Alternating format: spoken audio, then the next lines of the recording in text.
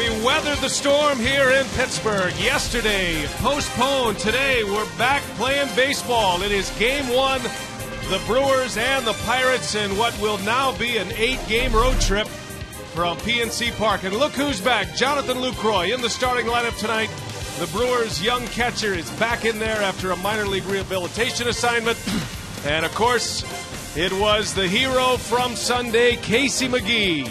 As the Brewers finished up a tremendous homestand, 5-2. Sean Markham on the bump tonight as the Brewers and Pirates will play the first of two here. Hi, everybody. Brian Anderson along with Bill Schroeder. Great to have you with us tonight on WMLW. And now the Brewers ready to pick up their first road win of the season, they hope, tonight. It's been a rough going on the road for Milwaukee, 0-3 in Cincinnati, Rock. And this is a place over the last few years that the Brewers have had a lot of success. And if I wasn't here to witness it, I wouldn't believe the numbers that the Brewers have posted against the Pittsburgh Pirates. You know, these numbers could be very deceiving if you watch the games throughout this stretch, because the Pirates played some pretty good baseball. There's been a lot of dramatics in this series. The Brewers just have figured out ways to win games. That includes a 22-game winning streak at Miller Park. But this is a new Pirate ball club. Clint Hurdle has them believing in themselves. They got some young players that are starting to play with some confidence. This will be a pretty good test for the Brewers. Yeah, the Pirates trying to build what the Brewers did just a few years back with some of this young nucleus of talent. Sean Markham will be on the mound, his third start as a Brewer, coming off his first win as a Brewer. The lineups, the first pitch, coming up next on WMLW.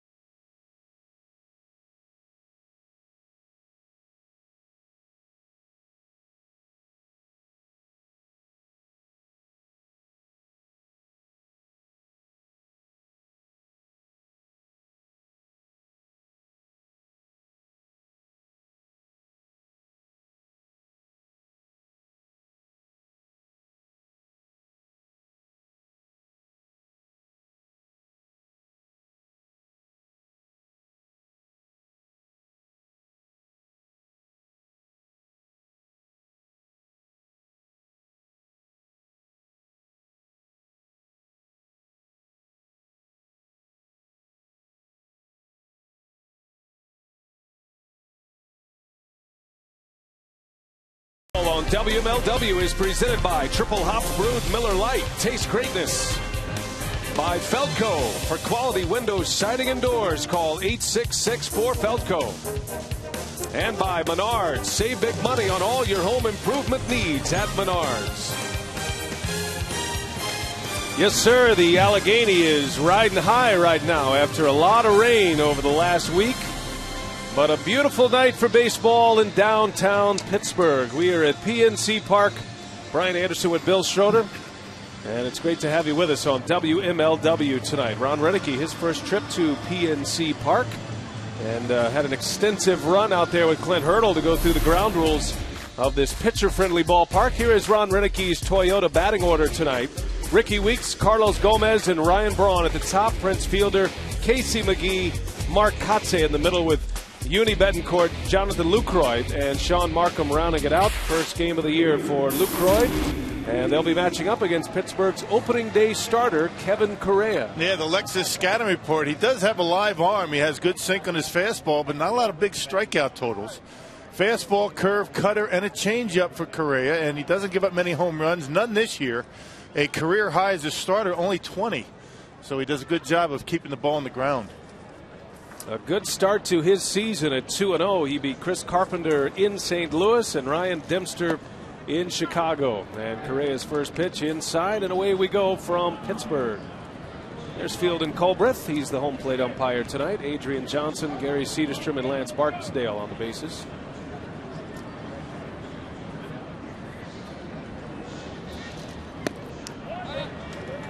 Weeks, Gomez, and Braun started out here for Milwaukee, who enjoyed 2 days off after a 5-2 homestand. Taking 3 out of 4 from the Atlanta Braves and 2 out of 3 from the Cubs in a quick bounce back to 500 after an 0-4 start. Hey, when you're playing good baseball like the Brewers did at Miller Park, I mean, you want to keep playing. You'll take 1 day off, but 2 days. Let's hope that the Brew Crew and those bats haven't cooled off at all. See the playing conditions, 54 degrees, which is much warmer than we thought it would be here tonight. They were calling for temperatures in the low 40s. This turned out to be a nice night here in Pittsburgh, relatively speaking.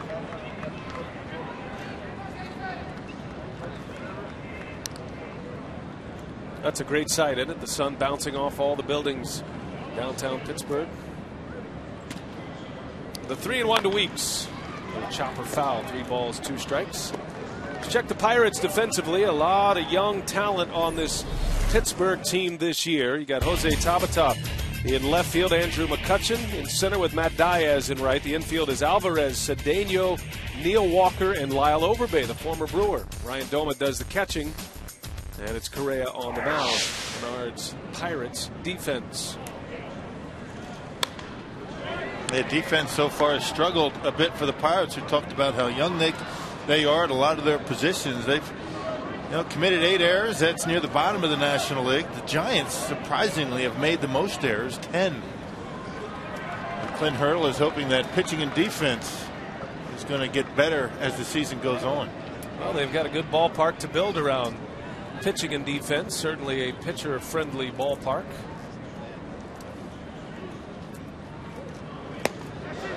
Inside, ball 4, and Weeks draws the walk. So not just a long at-bat, but a long at-bat that ends in a free pass for the Brewers leadoff hitter. Yeah, Correa with a lot of movement on that fastball. You see him trying to catch the inside corner, didn't miss by much. Correa early, when he was younger, he would get it up there to 93 to 94. He's only throwing about 89, 88 miles an hour with a fastball these days. But he's off to a pretty good start.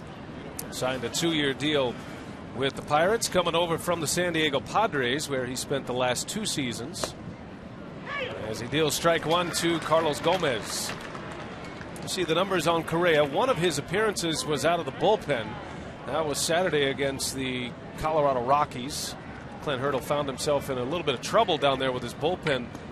14-inning game. Yep. Yeah, needed an extra arm, and one of his relievers, Evan Meek, was not available, so Correa volunteered.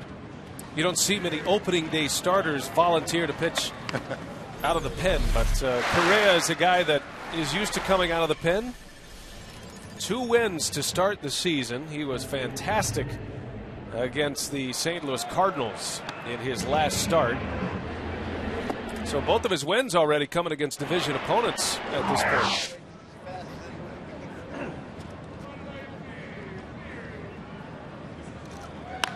Gomez into shallow left, and Tabata will run it down for the out. And Weeks took off too far to race back to the bag. He is just in there. I don't think Ricky saw that ball in the air. At least he didn't see it right away. And almost a double play for the Pirates. Yeah, that throws on the mark. Hey, Ricky would have been out. He threw just a little bit on the infield side of the bag. Now, Clint Hurdle's going to go out and argue and ask Gary Cederstrom if Ricky retouched the bag at second base. Well, you see the throw, and if it's on the line, it's going to be an out.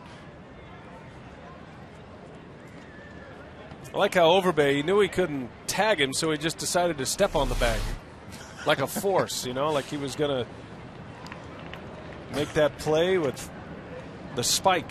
Yeah, Lyle's, one for, he'll have a good time out there. Good attitude. He was one of the fan favorites in Milwaukee when he was a Brewer. Back in the National League now. Yeah, he can hit, though.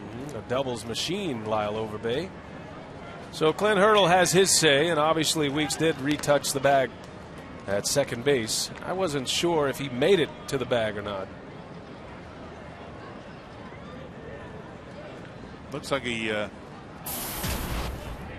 got to the bag, had to slide back into first base. So Ricky dirty as usual in the first inning. And now one of the hottest Brewers, Ryan Braun, at the plate.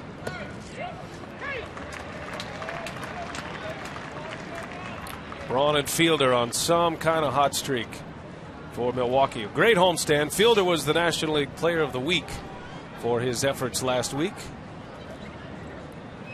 But both of them dot the top of the leaderboard all across the National League. That drove in most of the runs in that Cubs series.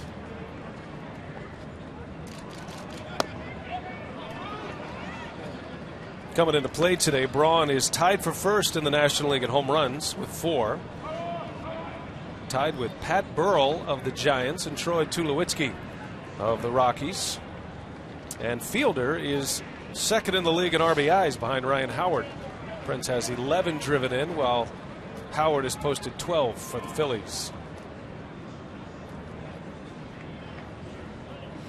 11 RBIs in 7 games, not too bad. Prince held RBI-less in Cincinnati.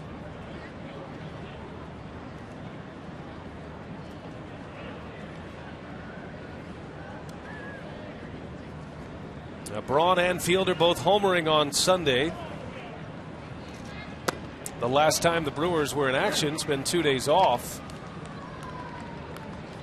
And what a thriller it was Sunday. Braun, Fielder, and McGee all homering. Casey's came in a pinch hitting role and proved to be the game winner against the Chicago Cubs. And some very good bullpen work by the Brewers relievers. Great game on Sunday. And Braun to the opposite field. Long run for Diaz. Weeks is going to tag, and he'll stop. Diaz makes a nice play for out number 2.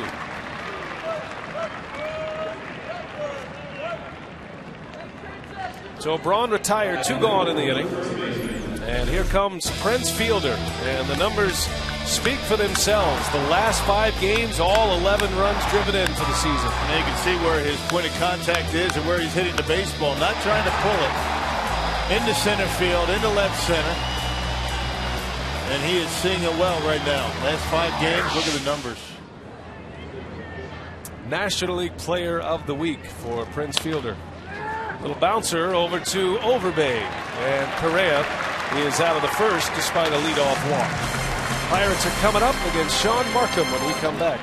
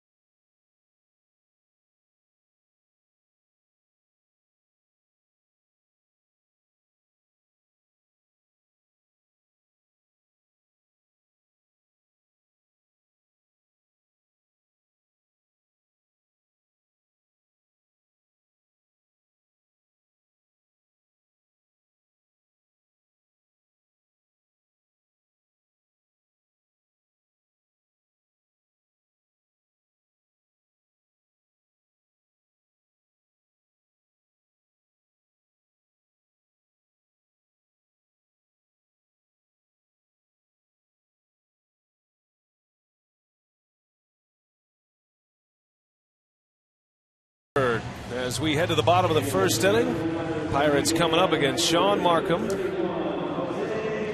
And there is first-year Pirates manager Clint Hurdle. Spent 8 years skippering the Colorado Rockies.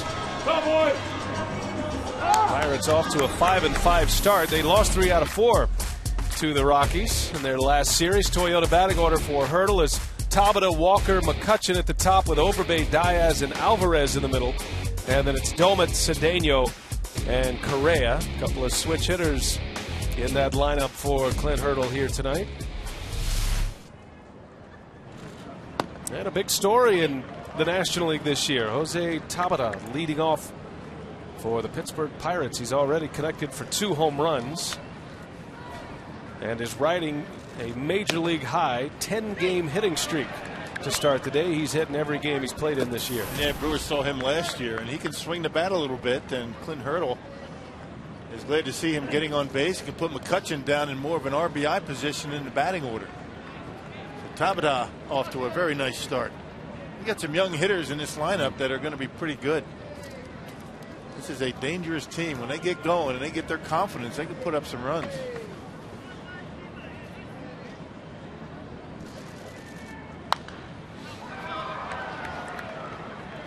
Oh, how hot has Jose Tabata been? Not only has he hit in 10 consecutive games, but he's hit for average, a .342 batting average to start the season. A couple of home runs, which have both gone over the center field wall. Shows you he has some power. Not really known as a power hitter, but many in the Pirates organization felt he would hit for some power at some point as Markham strikes him out for the first out of the inning. Yeah, Tabata with 5 stolen bases. So he is starting to put things together. Well, the one thing you want to do against this Pirate club is avoid fastball counts, particularly first pitch fastball. Now, got ahead and put one right down the middle. Well, the Menards defense for the Brewers, Braun Gomez and Kotze. Around the horn, McGee, Betancourt, Ricky Weeks, Prince Fielder, Jonathan Lucroy with his first start this year. Boy, he's excited to be back. And Sean Markham on the mound. And a good matchup now. Lucroy, as you see Neil Walker digging in. Lucroy caught Markham a great deal in spring training, and even though he had the broken finger, you got to give Lucroy a lot of credit because he caught bullpens every day, side sessions. He was out there as much as he could. So he feels like he's got a bit of a game plan with these new pitchers for the Brewers, and right away he gets the call for Markham as Walker gets jammed a little bit, and 2 gone. And our scouting report tonight comes from Jonathan Lucroy on Sean Markham. He can locate any pitch, anytime he wants, really. So it's just a matter of knowing the hitters on the other side over there, and I feel pretty comfortable with him. So, I think that Sean's going to execute his pitches and keep them down and keep these guys off balance and give the hitters a chance to score some runs here. Lexus scouting report from Jonathan Lucroy.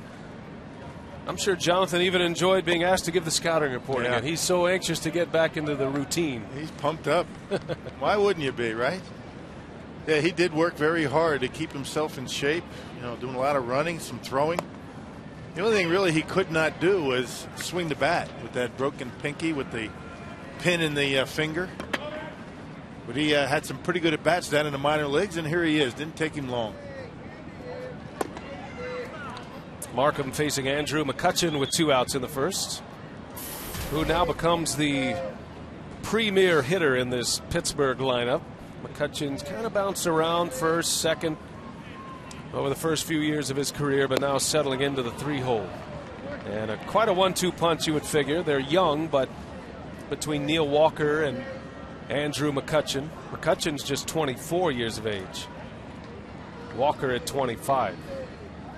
So that's the dynamic duo for the Pirates moving forward. They feel like they can build a franchise around those 2 players. Yeah, they're guys that can swing the bat. They can run a little bit. McCutchen does not have a stolen base. We talked about Tabata. He's got 5 of the 7 stolen bases for the Pirates.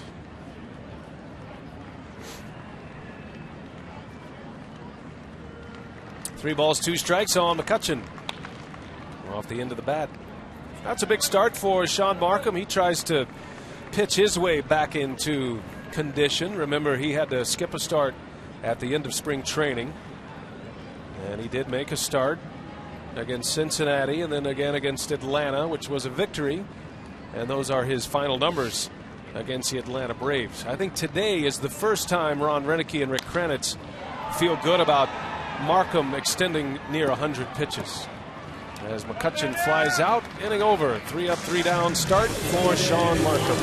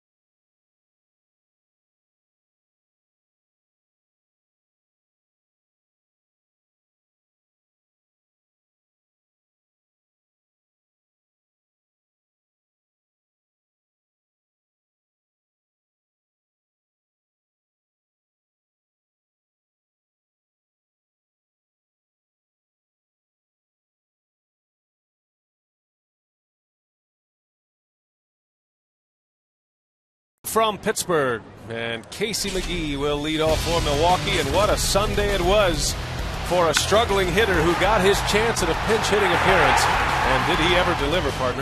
His ability to go to the opposite field and with power. I tell you, he took that Kerrywood fastball right down the middle, took it into right center, and I tell you, that was one of the more exciting home runs that we've seen in a while at Miller Park. It was a good homestand for the Crew. Started out the season 0-4. Finished up 5-1 on the homestand and right at 500. Back to 5-5 for the season. The Brewers and the Pirates both at 5-5 as McGee gets sawed off a bit, and an easy play for Alvarez for the first out. So after it was all said and done, the Brewers win 5 out of 7 on the homestand and scored just shy of 4 runs a game. That's not the story. The story is the pitching and the defense, and of course some timely hitting. But really the team ERA speaks to how good the Brewers pitched from their starting rotation during the homestand. Yeah, Ron Renneke has to be pleased about the way his pitchers have been going at it. You know, when the starters aren't able to get it done, the bullpen's been very good. And the defense has been phenomenal. The Brewers tied for the fewest errors in the National League right now at 4. So their defense has been very good. Yeah, and remember, 2 of those came in one game. Ricky Weeks has 3 of the 4 errors as Katse slices one foul. Well, over those 7 games, and we showed you the team ERA, but the starting pitchers, 4 wins, 1 loss, and an ERA of 2.40. And they produce 5 quality starts. If you're into the quality starts stat, which my partner is not. But 6 innings of 3 runs or less. Of course, Gallardo had the gem against the Atlanta Braves, the complete game 2 hitter. Narvison's been unbelievable so far this year. We're going to see Chris in a couple of days. He's going to get the first game in D.C. Katse, a bouncer out to Neil Walker at second base, and 2 men are out. So the plan moving forward with the starting pitching is to bump everybody back a day. Yep, it's going to be Randy Wolf and Mahalam tomorrow, and then Chris Narvison in the first game against the Nationals. Then Yovani's going to pitch on Saturday, followed by Marco Estrada. So Estrada's going to get another start. That'll be Sunday in Washington. It was scheduled to be a 9-game, 9-day road trip. Now it's down to 8 after the rainout yesterday. So 2 here in Pittsburgh, 3 in Washington. And then the Brewers go to Philadelphia. And as it lines up right now, the Brewers are going to get Halladay, Cliff Lee, and Roy Oswalt in the 3-game series in Philadelphia. Sounds like a sweep for the Brew Crew, I mean. Cliff Lee's not throwing all that well. He's started out slow last couple of years. And we'll have to break out our Brewers against Roy Oswalt career statistics. Had some pretty good success. Yeah. So it's going to be a fun road trip, and I think the Brewers will find out a lot about where they are as a team. Still banged up a little bit, anxious to get some key players back. One of those key players returns tonight, Jonathan Lucroy. But everybody's moving forward for Ron Roenicke. He is giving good news injury updates with each passing day. Up on everybody. Corey Hart, he's been hitting in the cage, and when he was doing that about a week ago, he would have a little bit of a setback, but he's coming along nicely. Cedeno makes a nice play. The throw in time to get Betancourt. Ronnie Cedeno robs Betancourt of a base hit. 3 ground ball outs for Correa.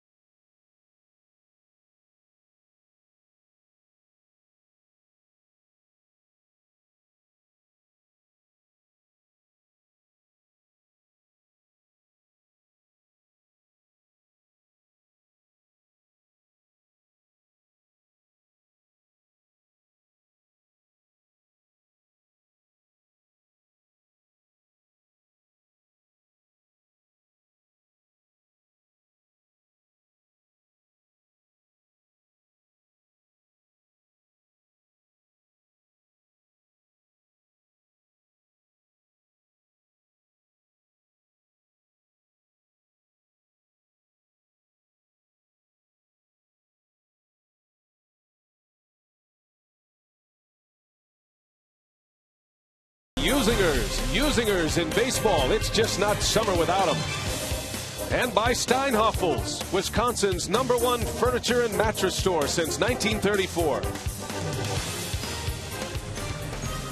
There's a shot of the Roberto Clemente Bridge that brings you from downtown to PNC Park across the Allegheny, which is a rolling thunder right now. The Allegheny has, what do you think, Rock? Maybe it's up about 2 feet? More than that. Yeah? My walking path is underwater. That's right. I figured you would know. Yeah, because I've had to go into the health club at the hotel. I see. Haven't been able to get my walks in. Well, the Brewers deposited a couple into that Allegheny River earlier today. Prince Fielder, during batting practice, had a splash hit. He's actually done that in a game here. Yeah, it is up high after all the rain they've had here in Pittsburgh. It wasn't so much that it rained hard yesterday. It was just a steady downpour. All day. It never stopped. You see how high that is?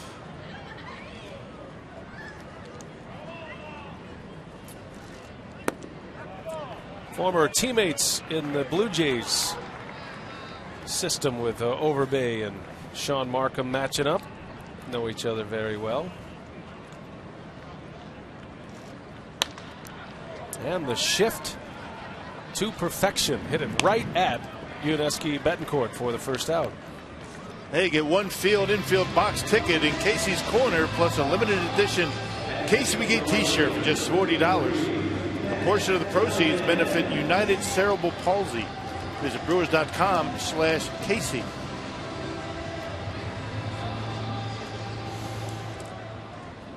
Now Markham has retired the first 4, has a strikeout, and he'll face Matt Diaz now. Diaz coming to the Pirates from the Atlanta Braves.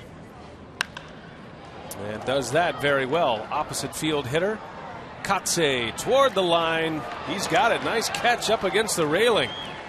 As Mark Kotsay brings it in for out number 2. Yeah, that was a beauty by Kotsay. He just kept drifting further and further. That ball was slicing a little bit further away from him. As it got out there, ended up making a nice catch over the fence out there. Not very tall fence, but still able to get there and haul it in. And an F9 for Matt Diaz. That's one thing that Markham has to avoid. First pitch fastballs to this Pirates club. They like to swing early. Pedro Alvarez. Big third baseman, just 24 years of age.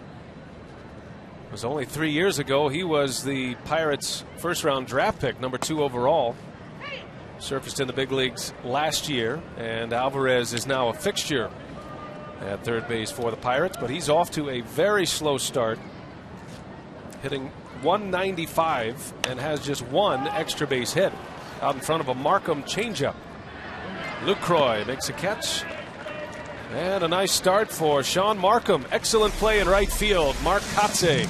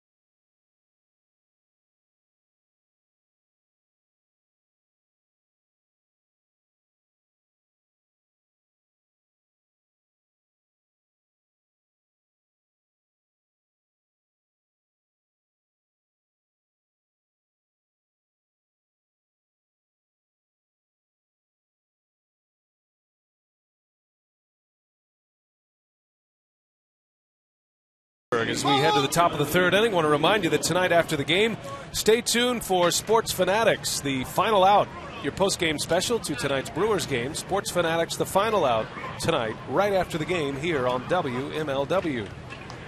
There is Zach Greinke, who is inching his way towards a major league start.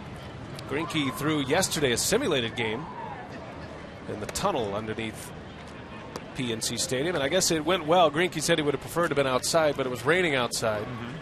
And I think he is scheduled for one more simulated game, and it's possible he could head out on a minor league rehabilitation assignment next week. Yep, he's not far away. Everything very good. There's no pain in the rib area anymore. It's just a matter of building Greinke's arm up enough to be able to go out and pitch in a game down in the minor leagues. And Jonathan Lucroy back tonight as he bounces one out to Cedeno. So one away. Well, Jonathan Lucroy excited to be back. We had a chance to visit with him earlier today. Feels good to get back, get with the teammates, just get back out in the field, really. Honestly, you know, I've been playing full-speed games for about 5 or 6 days now. And it just feels good to get back up here and compete at this level again and just be back with my teammates. And he did work hard. He went through a lot last year, if you remember. I mean, 3 levels of the Brewers organization, including the big leagues. Had a kid, got married. It was a whirlwind year last year. And in the offseason, he's preparing to be the #1 catcher in that freak accident. Handled it well throughout spring training, and here he is. Didn't take him long to get back. Sean Markham, and a pop-up behind the plate to Doman. 2 men are out here in the 3rd inning.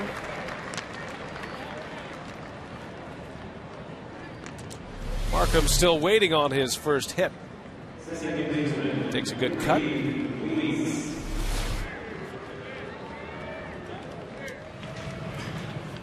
Now you figure Zach Greinke, you can't predict when he'll return at this point, but it's safe to say, without any setbacks, it's safe to say the last week of April or the first week of May.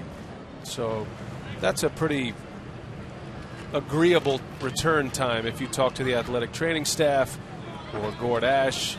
That's about as much as they'll give you, but he still has to go build up his arm as a starting pitcher in the minor leagues. And you would think in his first start, the Brewers would expect him to be able to get to about 90, maybe 95 pitches, right? 85 to 95 pitches. And until he's able to do that or get close to that in a minor league game, he's not going to, appear in a Brewer uniform out on the mound. So they're going to have to build his arm up, and they have to be careful with that.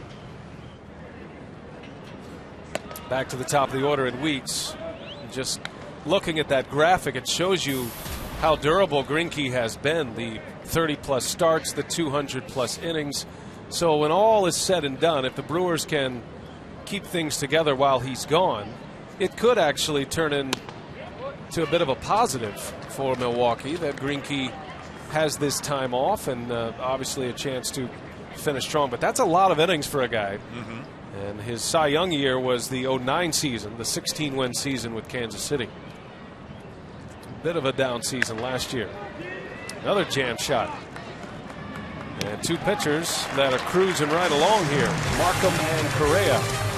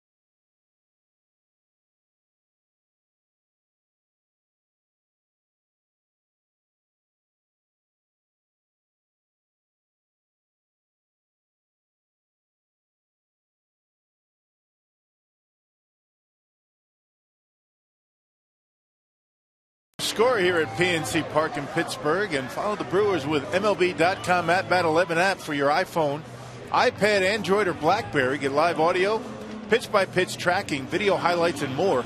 Text @Bat to 31826 or visit Brewers.com for details. Beautiful night in Pittsburgh. Temperatures in the low 50s for Game 1 of this series. And a well-pitched game so far. Both Markham and Correa mowing through the order. The Brewers have the only base runner. That was a leadoff walk to Ricky Weeks. Markham has retired 6 straight, has a strikeout. Facing Ryan Doman. And the big shift is on. Had a chance to visit with Ron Renicky a little bit about the excessive shifting He said, you know, as a bench coach in Los Angeles with the Angels, it's something they did quite often, but not as much as he liked, actually. Right. He said he and Joe Madden, back when they were together with the Angels, kind of formulated a plan, and you see a lot of shifting like this with the Rays in Tampa Bay. But Ron Renicky said that when he got his chance to manage in the big leagues, he was going to utilize the spray charts, and boy, has he ever. It's been ingenious shifting. It's only excessive when it doesn't work. That's right. But it's been working, and it's been working well. Now, the only concern the skipper has right now is players being out of position for double plays. He said he gets a little cautious with the shifting with a man on base. But that's something that the Brewers are working on with Garth Ward's the infield coach. So they're starting to turn up double plays in this configuration, and a work in progress as Domet sends one out to Katse. Yeah, Brewers have turned 10 double plays. That's around the middle of the pack in the National League. You just have to be a little bit more athletic to turn double plays. We've seen Craig Counsell, figure out ways to get over to second base to turn a double play. He did an unassisted double play on a ball where Ricky was not able to get there, and players are just going to have to make adjustments, and just because there's a man at first does not mean you don't defend the hitter. You don't defend the base runner so much, and that's what Ron Renicky believes. You keep your shift as best as you can. I mean, if you have a man at second, obviously you can't shift around your third baseman too much, but all things being equal, it's worked pretty well so far. Well, the manager is saying if we're going to keep all these statistics and these spray charts, and the Brewers do a terrific job scouting and the video scouting part of it. That was one area that the new manager was extremely impressed when he took over the job about the amount of data that the Brewers have on certain hitters. The Brewers have a rather unusual positioning out there now. It's called straight away for Ronnie Cedeno. This is most unusual. Everybody's where there should be. And so Markham strikes him out. Only fitting. I was going to say that's what Admiral Doubleday was going to had it designed, but it's Alexander Cartwright, according to my partner and the internet.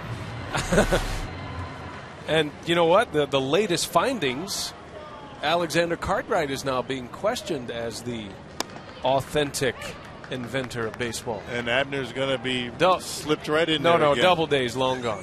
I mean, everybody knew he just staked claim. He saw a good thing and said he invented it. Kind of like when you say you invented the BlackBerry. Right. Yep. Yeah, it's open for debate.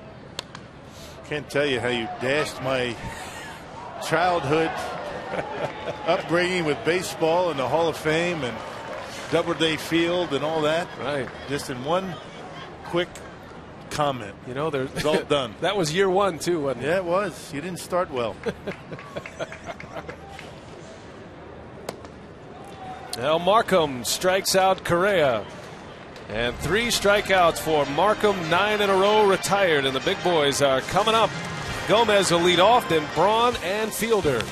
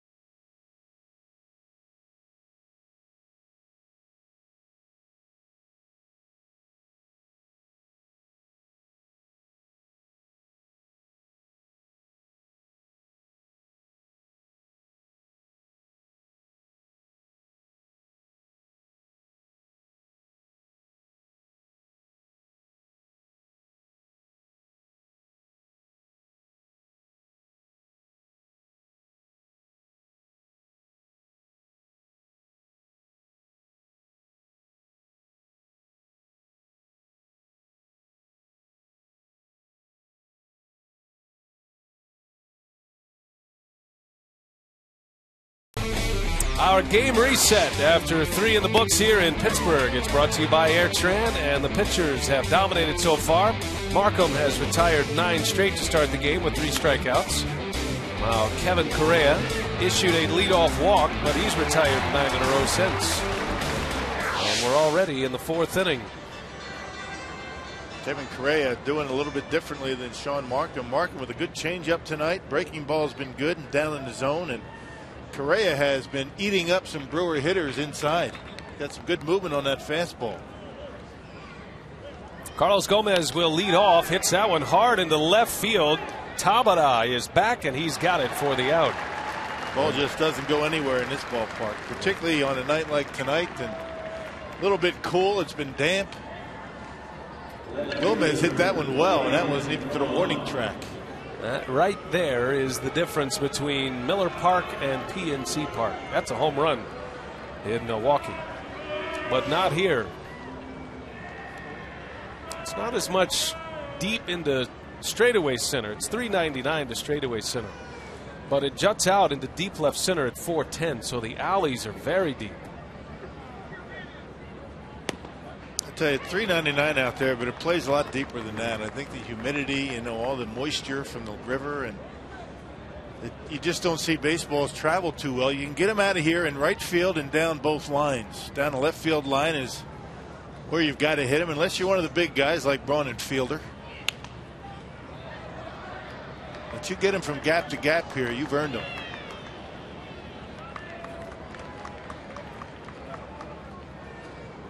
Of course, you say all that, and your mind goes back to a game last year. The Brewers won 20-0 here at PNC in Pittsburgh. As Braun strikes out, Correa picks up his first strikeout. 2 gone in the inning, and here is Prince Fielder now. Fielder off to the best start in his Brewers career, which is a good sign. Fielder typically is a slow starter, at least in the power categories. But a .400 batting average, which is the 4th highest in the National League to start playing. A couple of home runs, 11 RBIs. Only Ryan Howard has more runs batted in than Fielder. Yeah, the thing that's impressive about Prince is where he's getting his hits. He hasn't pulled too many of his base hits. Both of his home runs are into left center. Another ground ball. And another quick inning as Correa goes right through the heart of the Brewers order.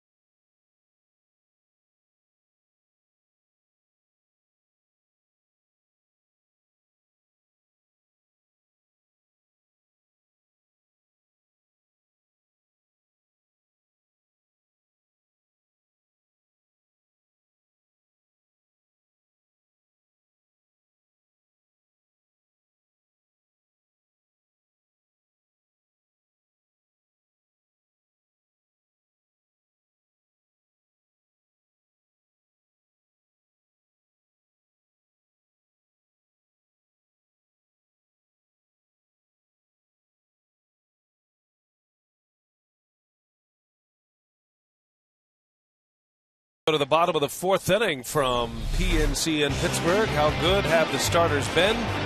Last 7 games that covered the homestand, 4-1 record and a 2.40 earned run average. And that's why you go have a 5-2 homestand and you get pitching like that. Cooled off some pretty hot bats for the Atlanta Braves. They were swinging the bats pretty well before they came to Miller Park. I think Ron Renicky most impressed with the 45 innings over those 7 games. Able to pick up a lot of innings. The bullpen has been good. The Brewers did place Takashi Saito on the disabled list, so the 2 guys who were penciled in to set up for John Axford, Saito and LaTroy Hawkins, both on the disabled list now. Brandon Kinsler returned from AAA Nashville. He's with the club today.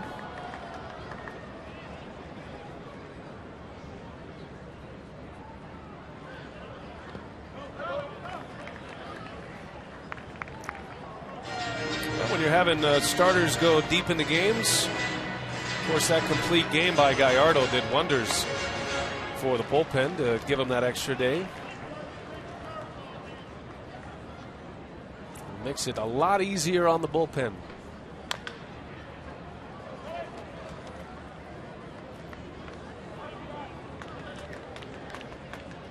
Now the Brewers roster moves since we last came to you. Saito on the DL, Kinsler up, and Lucroy recalled. The Brewers are carrying 3 catchers. Jeremy Reed designated for assignment, taken off the Major League roster, and has accepted that assignment and He'll go to AAA. Headed for Nashville. Yeah, Brandon Kinsler didn't get sent down all that long ago, but because of the injury to Saito, he's able to come back before the designated 10 days. You have to be down 10 days before they can recall you unless somebody gets hurt. Kind of an interesting injury for Saito. I mean, he didn't really do anything, and Brewers are saying that that long inning he had was against the Braves. Had a problem with his left hamstring. Was it left or right? You'll have to go to the file on that. Yeah. It was originally reported, I believe, as a right hamstring, and then it was changed. As Betancourt takes care of Tabata for the first out of the inning. Speaking of hamstrings, our Subway trivia tonight. Who managed the Pirates World Series championship team of 1979? Has nothing to do with hamstrings. The We Are Family Pittsburgh Pirates of 1979. Willie Stargell.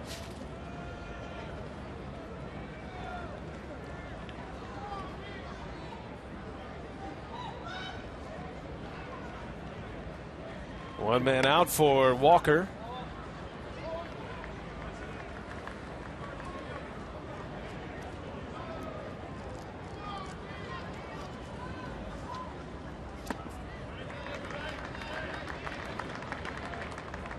Now Walker hitting at a 300 clip to start the season. Hit a grand slam on opening day. Joining some pretty illustrious company in Pittsburgh Pirates franchise history. Only Roberto Clemente in the history of the franchise, which is 124 years old now, homered grand slam style on opening day. Well, the shift played to perfection with Walker as Betancourt makes a play. It's been amazing, hasn't it, to watch that shift? Hey, on Wednesday, June 29th, the border battle returns to Miller Park. It's a matchup between the Wisconsin Timber Rattlers and the Peoria Chiefs, showcasing some of the top prospects of the Milwaukee Brewers and the Cubs. Tickets are just $10 and can be purchased at brewers.com or by calling 414-902-4000. Just confirming, by the way, it was Saito's left hamstring. It was reported as his right hamstring. Right. But it is his left. I know you were anxious to finish that Not off. by Saito. He always knew it was his left, right? He always knew. He knew the whole time. So did Kosuke Inaji, his interpreter. Perhaps lost in translation.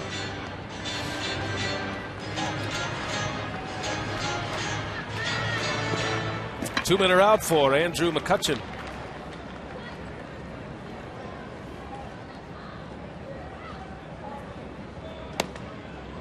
Well, that's a thing of beauty right there. Yeah, that fastball right on that outside corner for Sean Markham. Good work. He's been right on, spot on tonight with all of his pitches. Nigel Morgan in the first base dugout. He started out as a Pirate. I'm sure he has some fond memories of Pirates. interesting road trip for him. Going to Pittsburgh and D.C. Yeah, the two places that he's played as McCutchen sends one in the air in the infield. And Sean Markham is rocking and rolling tonight. The Brewers need some offense. Correa pitching just as well.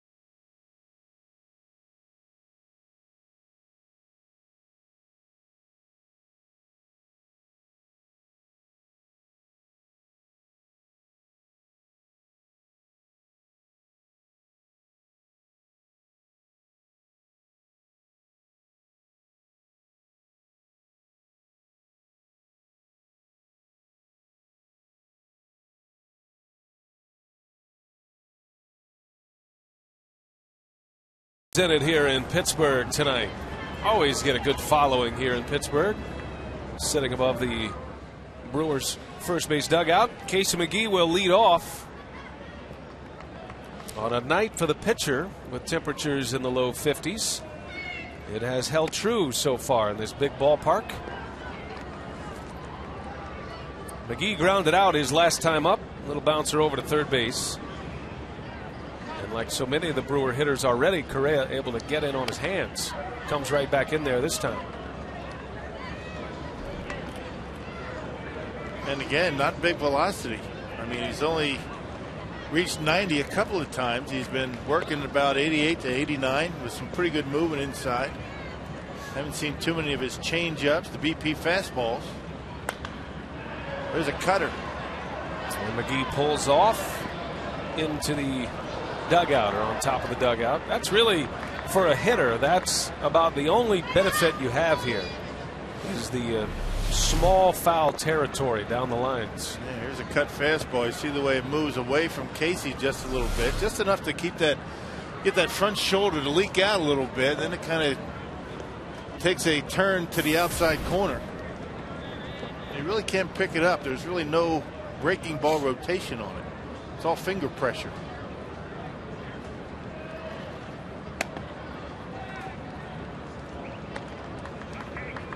I was talking to Dale Swain before the ball game today. He said Kevin Correa does something that most pitchers really don't try to do. He'll throw his curveball on the inside corner to a right-handed hitter. You don't see that very much. A lot of times those pitches hang, and he ended up being hit hard.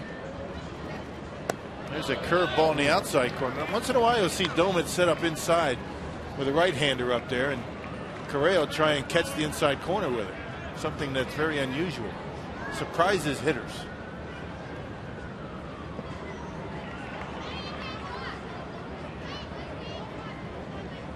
Full count to McGehee. And they'll ask if he went. No, he didn't. Just off the plate. Casey draws the walk. And Correa wanted the called strike 3. That was another cut fastball. You can see it was just a little bit off the corner. You can't see it there, but it looked like Casey held up. And if it was off the outside corner, maybe a half an inch. Good eye, Casey. Excellent eye and excellent strength to hold up. We've seen pitches called strikes in that same spot, and certainly swings called by the first base umpire. So McGehee catches a break on both fronts, and now a base runner. Correa back in the stretch. Marcotte rolled out to the second baseman his last time up.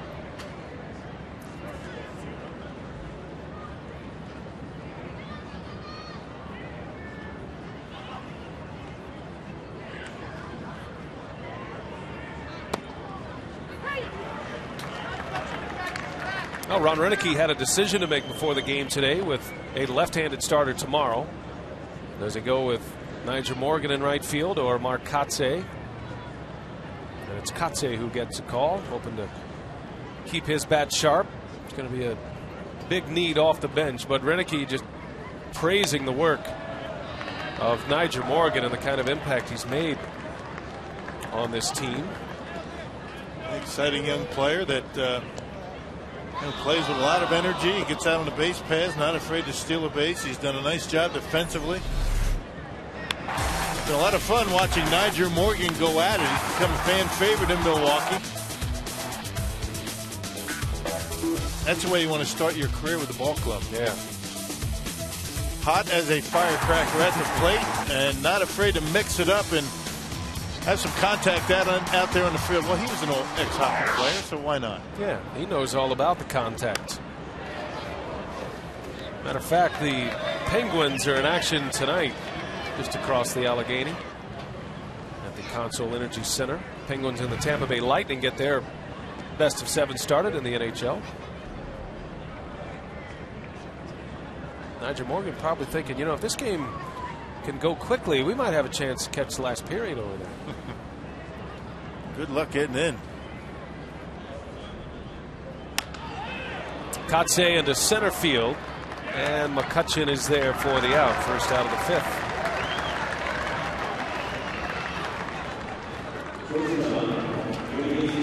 Back to our Subway trivia. Can you name the manager of the 1979 We Are Family World Championship Pirates? Chuck Tanner. And baseball lost a great baseball man back in February. He died on the 11th of February. 82 years of age. And of course, he's well known here in Pittsburgh, a Pennsylvania native, but spent over a decade with the Milwaukee Brewers.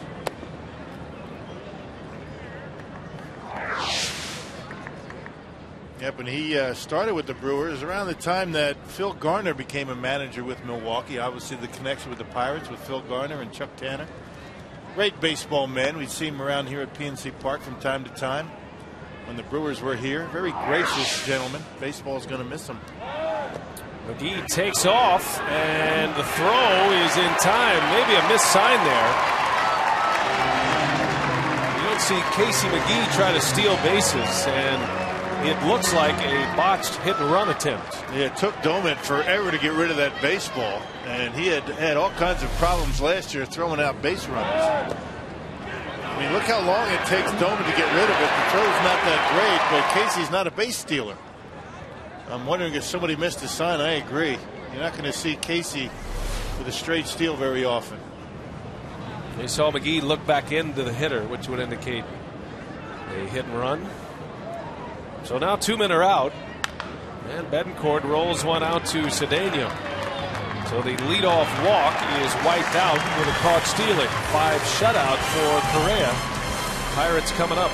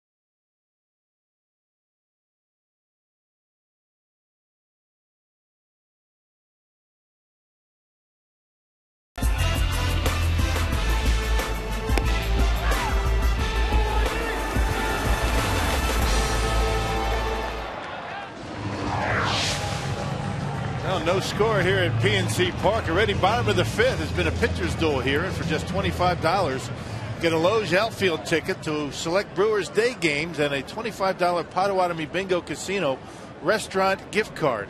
Some restrictions apply. Visit brewers.com/Potawatomi.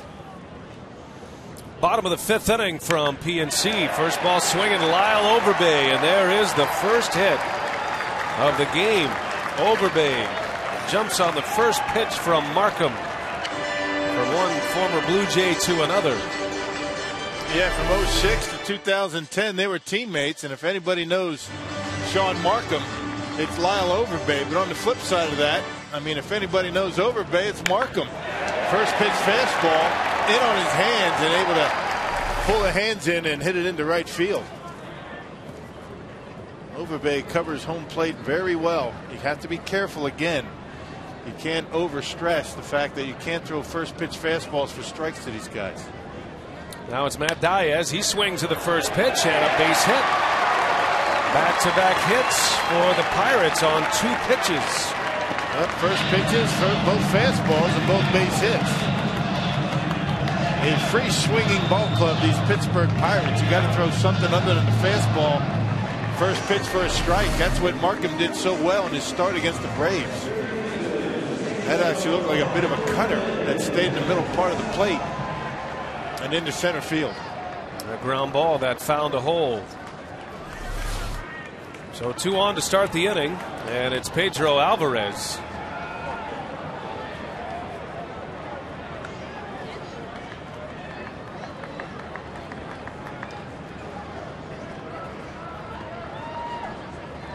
Even the hits are coming fast tonight. 2 hits on 2 pitches from Markham, and Alvarez hack it away on the first pitch. They're trying to put one in the Allegheny and throw it right by him, a little bit up in the zone. Alvarez has plenty of power. He showed it last year. He hit 16 homers in just 95 games with the Pirates last year. He drove in 64. Plays an excellent third base as well. Many feel that Alvarez is going to be a guy that will hit for average. I mean, they think he's got the potential to hit around 300. But hitting down in the lineup in the early going for Clint Hurdle. Yep, off to a slow start. A lot of young hitters, you know, panic a little bit sets in. You don't get off to a good start. You try to pull everything, and you got to take advantage of that. Off-speed stuff away, work them away. Alvarez has just 8 hits this year, and 7 of those 8 have been singles. Just 1 extra base hit.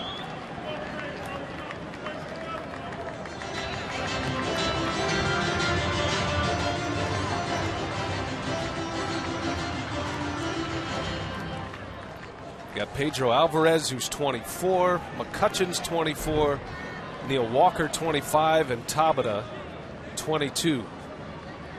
That's what the Pirates are building their franchise around.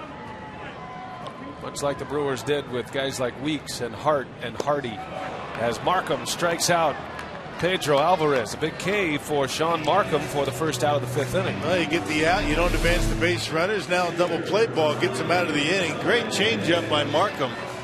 Going straight down. Well located with 2 strikes. That's a money pitch for Sean Markham, that changeup.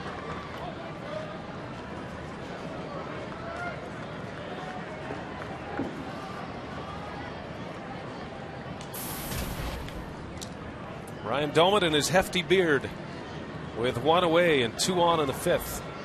And Lucroy again wants to go out to the mound. Work on the signs with Markham. You get Ryan Doumit and Brian Wilson with the Giants together. That's 2 big league beards right there. Brian Wilson's beard is taken on a new life. They're making commercials about his beard these days. It doesn't even look real. Doesn't. It's long and really dark. Corey Hart, he's got one working. It's a well manicured beard though.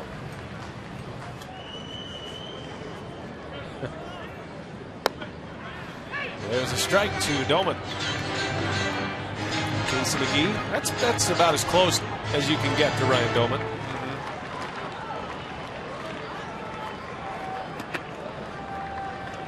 Nobody looks better in a goatee than Eddie Sealer. Yeah, I like him with the glasses too. Very distinguished.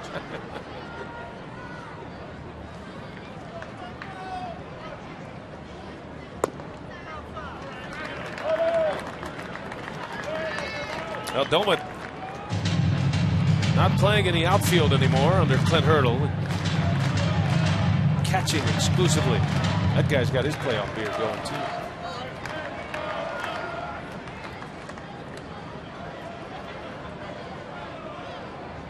Markham looking for a ground ball. In the air.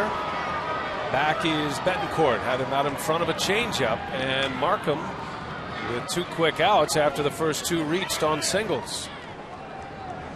WMLW is your home for games like Who Wants to Be a Millionaire? Don't forget the lyrics. Are You Smarter Than a 5th Grader? And Family Feud, Rock's favorite. The games on WMLW. Weekday afternoon starting at 2 p.m. on WMLW. My favorite? Those games and these games. Just games in general, right? No argument. You got to be careful here. You got the pitcher on deck. Don't make a mistake. Ronnie Cedeno has some power. You look across his career register, he doesn't show a lot of home runs, but he's hurt the Brewers in spots like this in the past.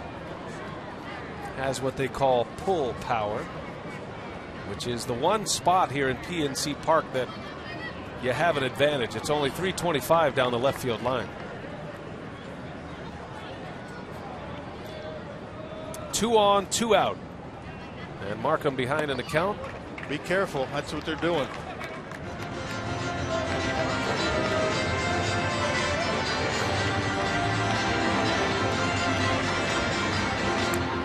And some of Ronnie Cedeno's favorites. I agree with the cartoon. Tom and Jerry. Awesome. First job, he was an actor. That is worth a little investigation. That's on the big scoreboard here at PNC. In the left. And Ryan Braun right there. So Cedeno makes the final out, and Markham avoids 2 hits to start the inning.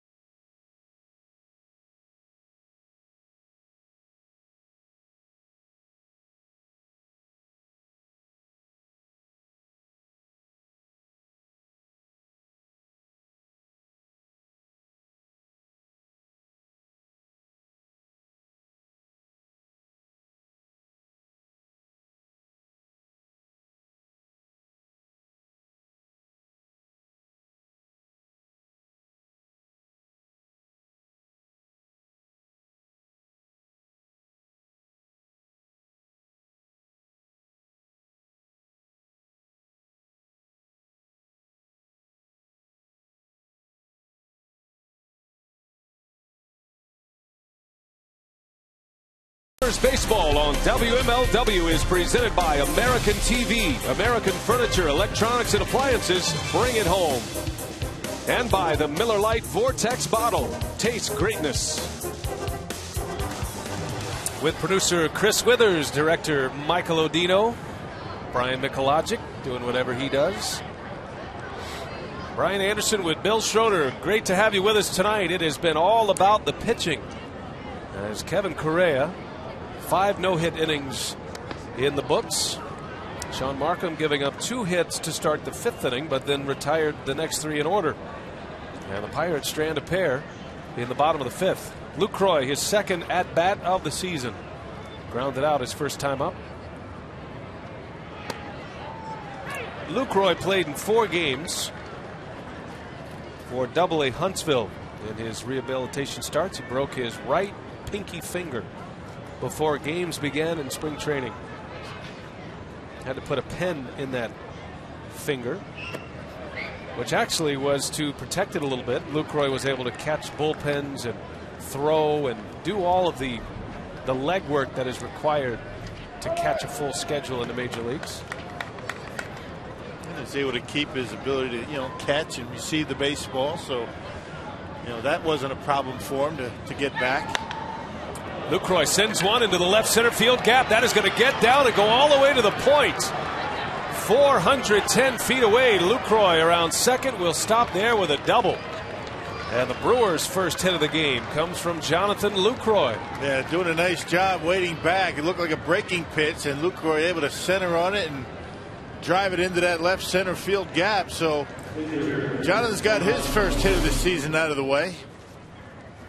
There's that pitch that leaked back over the plate, and Jonathan with a nice swing, nice easy stroke, gets on top of it and able to find that gap out there 410 feet away. That's got to feel good for Jonathan. First hit of the game is an extra base hit, gives Markham a chance to bunt him over, and a good bunt down the third base line. Correa thought Alvarez was there for him, and that's going to go as a base hit for Sean Markham. Well, what happened was Alvarez was yelling 3-3-3, and Correa thought he was saying, "I got it." If Correa picks that ball up right away, they might have a play at third base. I think that's what Alvarez was yelling about, trying to get Correa to throw the ball to third base. Watch Correa, he gives up on it. He hears something. He's hearing Alvarez tell him to go to third base. But he thought he was saying, "I've got it." So the Brewers take advantage of it with a base hit. First hit of the year for Sean Markham. And a bunt single gives the Brewers runners at the corners for the top of the order. And a golden opportunity here to get one on the board.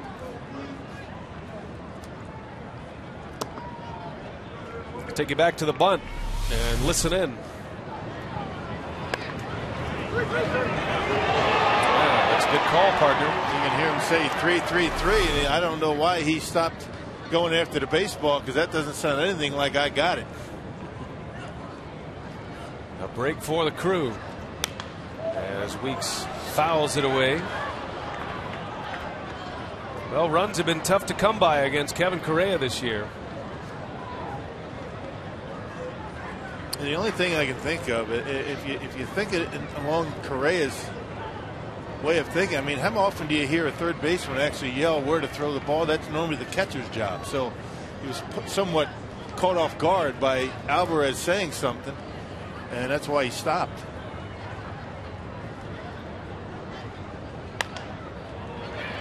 Into shallow right. Back is Walker, and he makes the catch. What a play that was.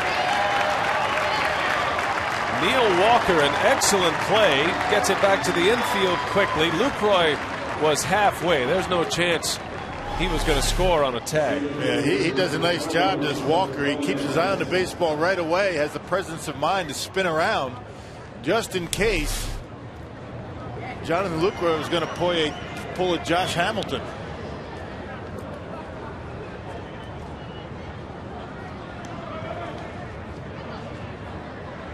Josh Hamilton broke his arm yesterday on a foul pop trying to tag and score.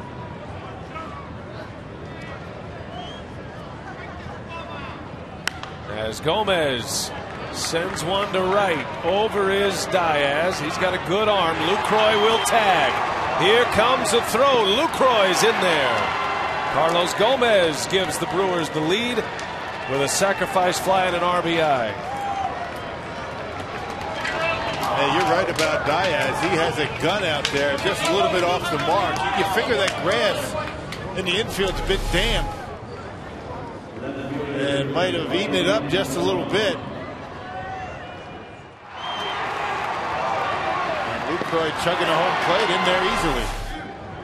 Nice job, Carlos Gomez delivering the run. Good situational hitting. And the Brewers have the lead tonight. A couple of hits to start the inning.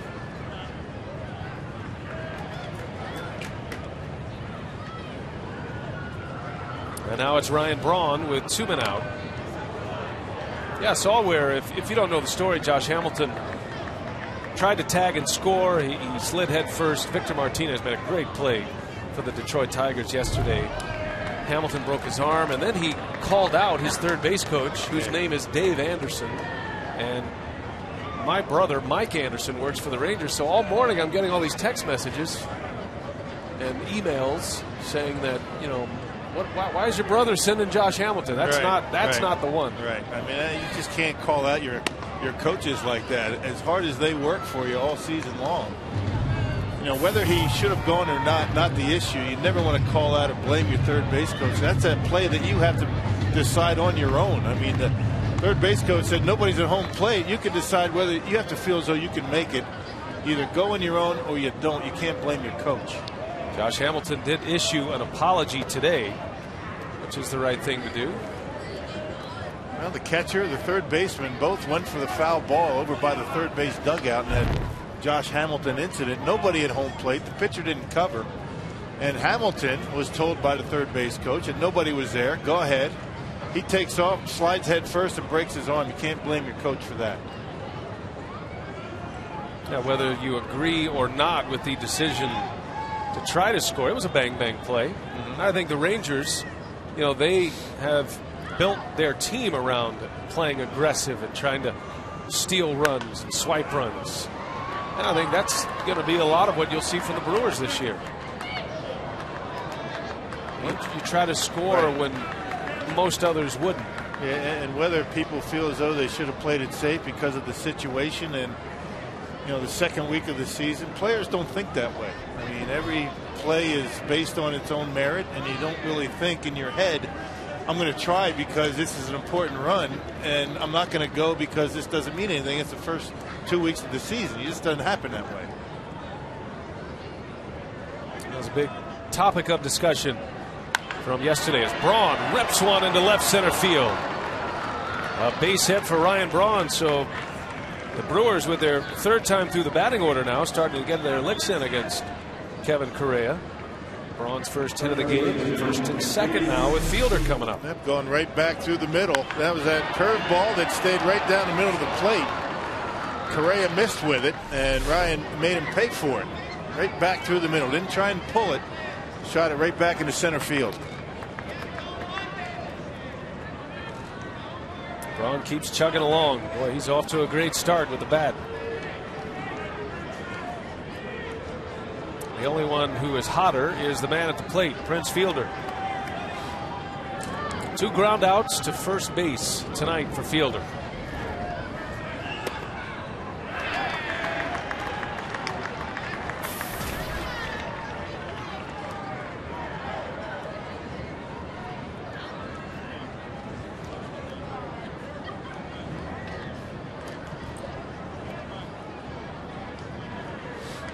Outfield playing very deep against Fielder. Markham should be able to score.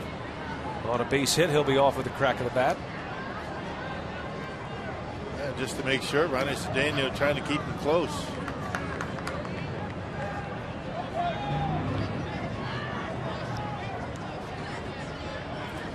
Fielder would just as soon have him jog around. That one's hit high in the air, deep center field. McCutchen at the track, at the wall. There she goes. Prince Fielder, an impressive home run. Deep left center field on a night like this. Wow. 3-run homer for Fielder. Some kind of power for the big fella. Boy, to hit one to the opposite field in this ballpark on a night like tonight. Unbelievable power. Nice job going to the opposite field.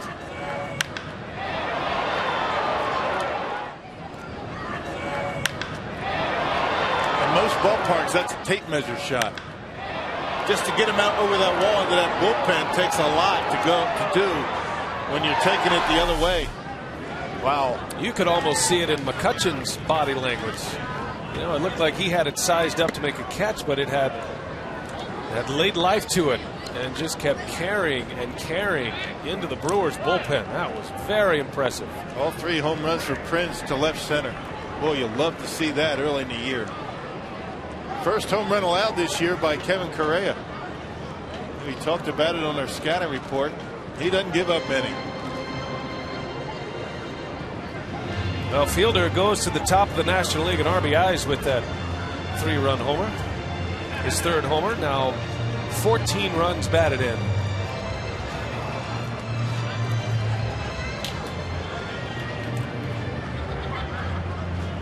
Braun's base hit extended the inning, and Fielder wipes him clean with a 3-run poke. Boy, is he locked in right now? Oh, man. As McGee lifts one in the air, shallow center. And it's Walker who wants it. Inning over, but a big inning for the Brew Crew. They finally break through against Kevin Correa as Fielder with an exclamation point makes it 4-0.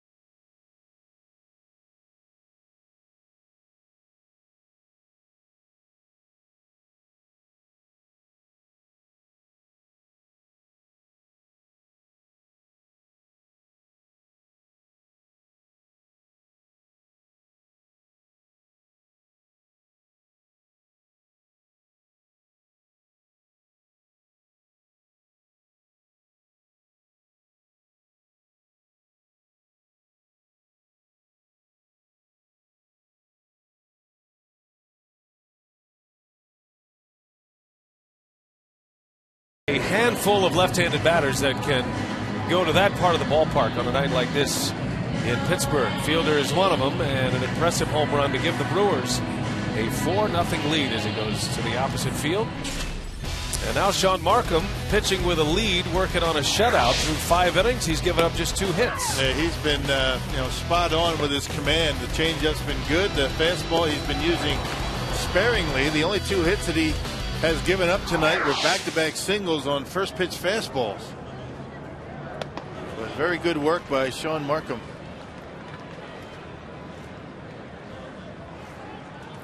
Markham facing Kevin Correa, his mound opponent. And an easy one over to Casey McGee. The ground balls keep coming for Markham. 1 away here in the 6th inning. The Brewers being carried by their 2 big sluggers, Braun and Fielder. Look at the combined numbers over the last 6 games. 19 RBIs we talked about. They single-handedly drove in most of the runs in that Cup Series. The games that the Brewers are able to win. Well, you would expect that. Braun and Fielder, how those 2 go, so go the Brewers on offense. Well, heading into this game today, Braun and Fielder combining for the 19 runs batted in. The rest of the team, every other hitter the Brewers have, combining for 19 runs batted in. So 2 players matching the production of the rest of the team. And that's what your superstars are supposed to do. And that's why the Brewers are on this nice little run here. They've won 5 of their last 6. It's no coincidence that as Braun and Fielder go, the Brewers go as a team. Right. And Braun and Fielder know it. And they've handled it well throughout their careers. Back to the top of the order, third time through against Markham.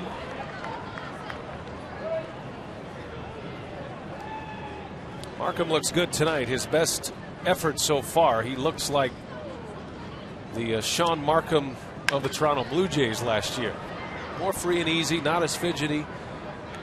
Yeah, I think those first 2 starts, he was just trying to, get comfortable on the mound. He looked much better against the Braves than he did the Reds, and with each time out, Markham looks like his arm strength is coming back.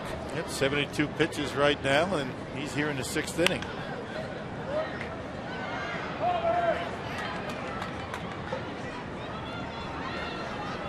'09 was a lost season for Markham. Had Tommy John ligament replacement surgery following the '08 season. Nobody expected him to bounce back 1 year later, though, and have the kind of year he had pitching in the American League East a season ago. 13-game winner, an ERA under 4. And that ballpark he pitched in half the time in Toronto, the Rogers Center. Right. Very much a hitter-friendly park. As Jose Bautista replied to the first walk given up by Markham. Save for just $24. Get a Terrace Reserve ticket to the Brewers home games against the Rays and Twins June 20th through the 24th. A general admission Summerfest ticket as well, and a special edition Brewers and Summerfest item. Call 414-902-4000 or visit brewers.com for tickets.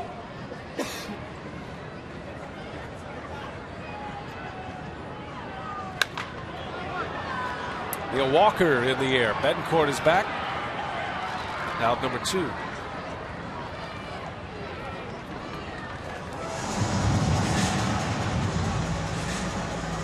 So Walker is 0 for 3. Markham has contained this Pirates batting order. Well, it's a group that can be dangerous, but if you can pitch to them, and we've talked all night long how you pitch to them. Avoid fastball counts, because they will not let a fastball go by early in the count. Andrew McCutchen with 2 away. Tried a little change up.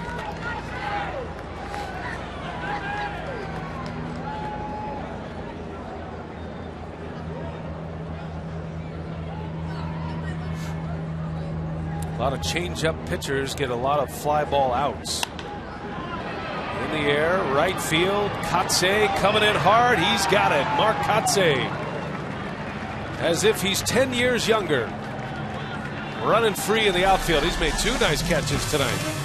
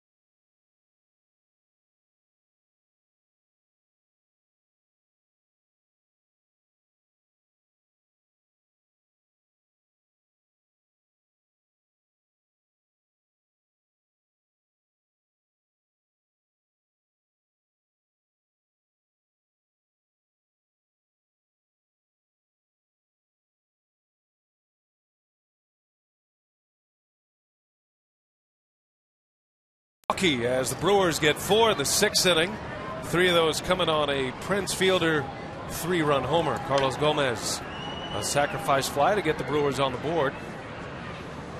And we move to the 7th inning with Kotsay leading off after a nice catch.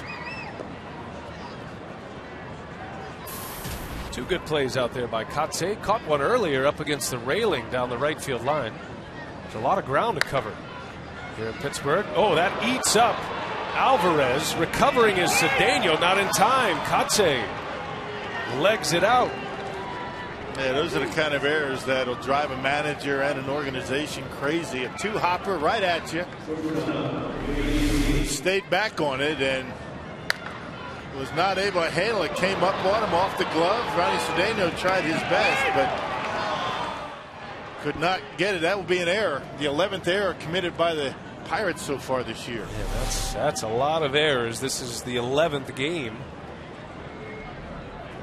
So Alvarez having a tough go of it at the plate and defensively.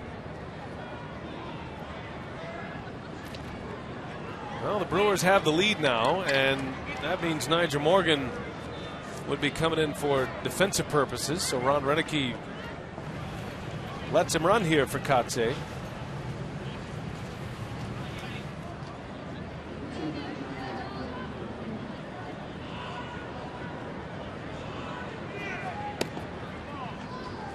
We asked Ron Roenicke before the game about Nyjer Morgan, Mark Kotsay, who gets the start today. He goes, hey, just because a guy gets a start doesn't mean he gets a finish.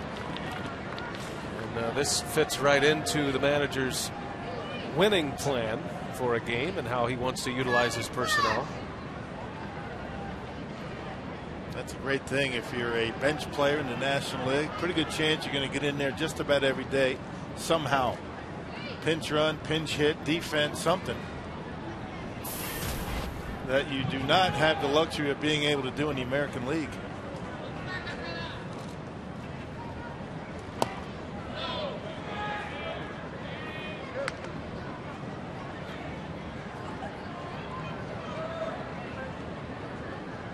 Kevin Correa was an out away from getting out of the 6th inning with just 1 run. And then Fielder got him for a 3-run homer into deep left center field. And the misplay on the bunt was the cause for that. Went down as a hit, but that's a mental error. Now Sean Markham was trying to advance Lucroy. Put a nice bunt down. Miscommunication between Alvarez and Correa, the third baseman and the pitcher. Next thing you know, Markham's at first. The Brewers had runners at the corners. Carlos Gomez, a sacrifice fly to give the Brewers the lead. And then Fielder did the big damage.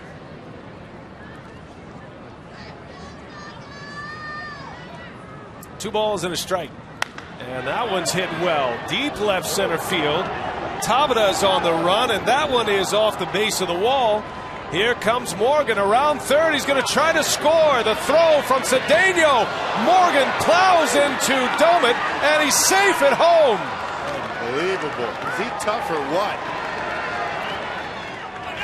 I'm telling you, that is something else. That's some kind of effort from Nyjer Morgan. He crashes right into Domit. Domit hangs right in there. Had the baseball, but it was jarred loose when Nyjer crashed into him. Not afraid of contact. We talked about that. Boy, Eddie Cedar very aggressive, sending him with nobody out. Check this out. Look out. That is a tough customer number 2 right there. Wow. Domit joins Brian McCann on the Nyjer Morgan hit list. And that's just good, hard baseball. There's nothing dirty about that. Absolutely nothing wrong with running into a catcher in that situation. This is coming from a former catcher. I mean, you block home plate like that, you are prepared for contact. Domit was ready for it. I think the baseball and Nyjer Morgan got there all at the same time, and Nyjer able to knock it loose and score the run. So Morgan pinch runs for Kotsay, delivers a blow to score the 5th run, 5-0 in a pitching change here at PNC.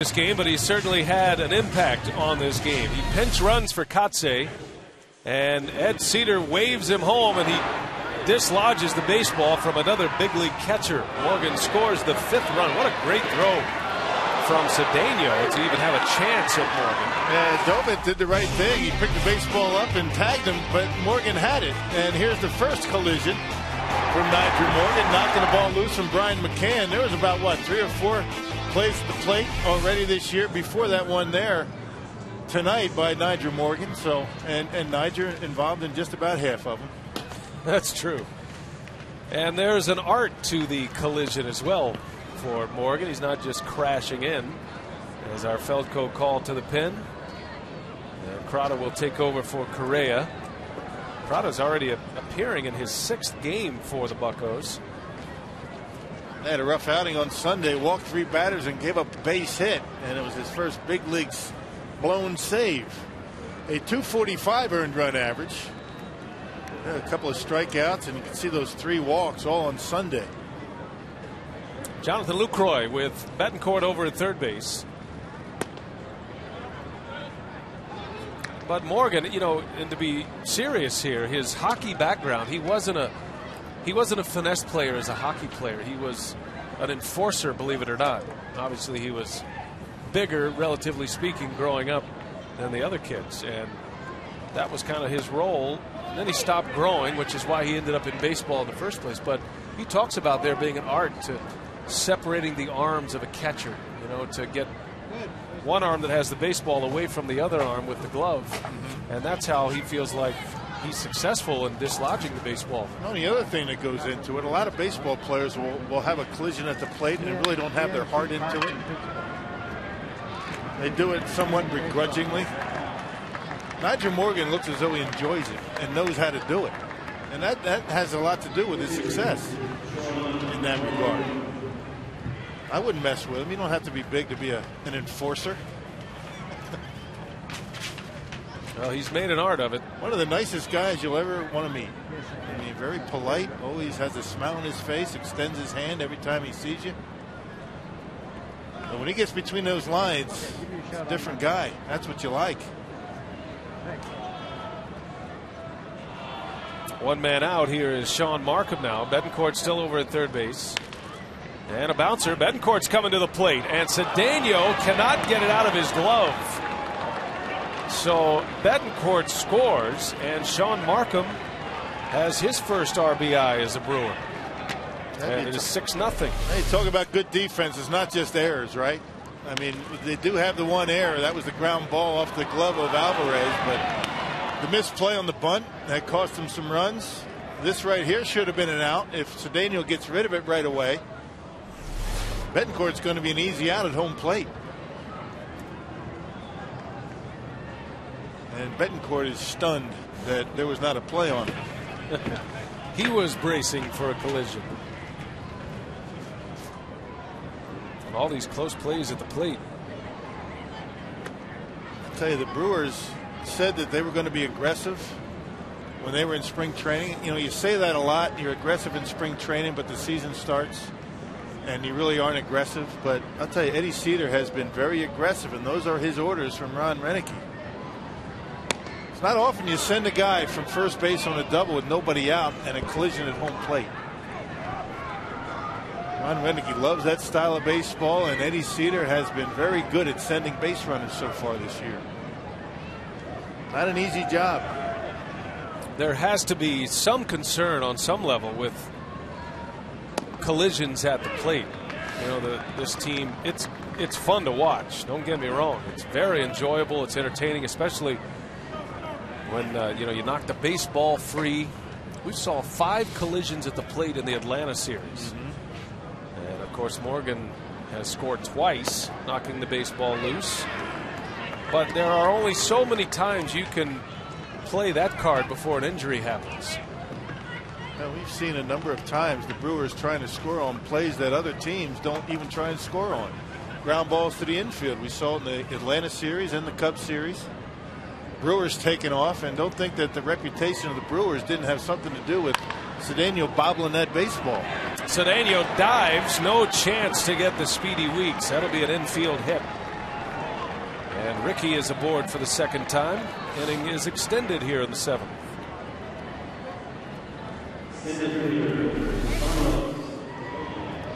Now Cedeno doing a nice job just knocking it down, but really no chance to throw out Ricky Weeks.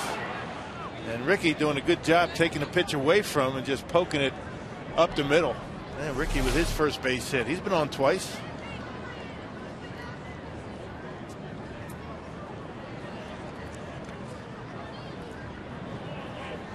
Six nothing Milwaukee as Gomez hits with Weeks over at first. Gomez had a good at bat his last time up. Matter of fact, he swung the bat well tonight. He hit one hard back in the 4th inning, deep into left field. It was a running catch by Tabata, and then a sacrifice fly to put the Brewers on the board in the 6th. Fielder soon followed with a 3-run home run.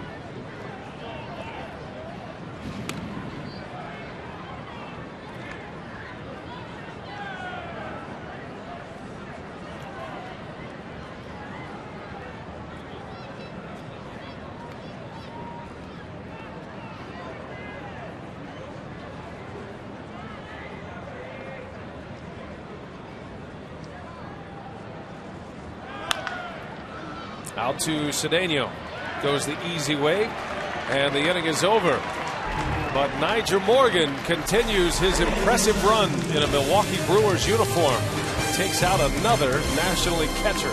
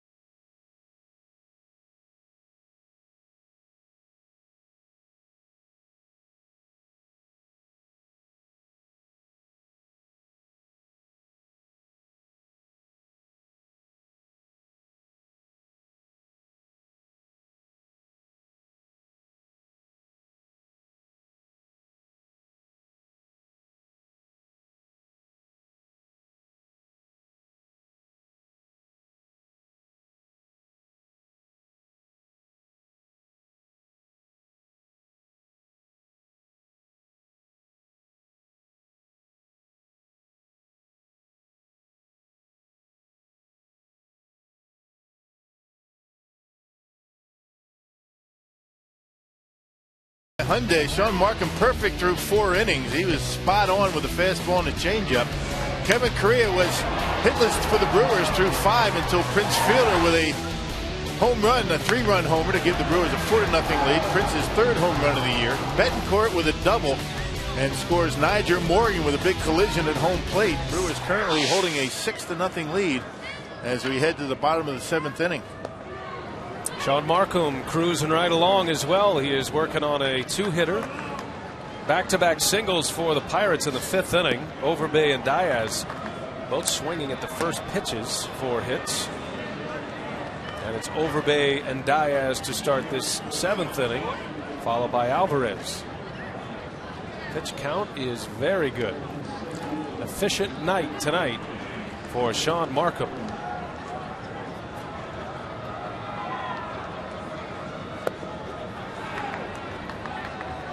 We got our eye on a game in Atlanta tonight. Josh Johnson is back at it.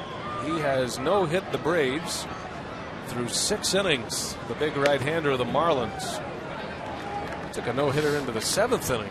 Yeah, last week. Just about every time he goes out there, right?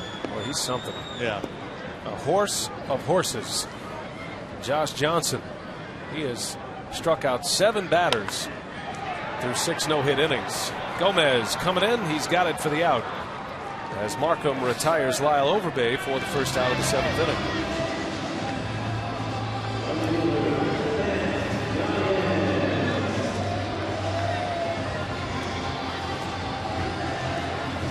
Saw where Dave Bush got a start today for the Texas Rangers. Went 3 innings.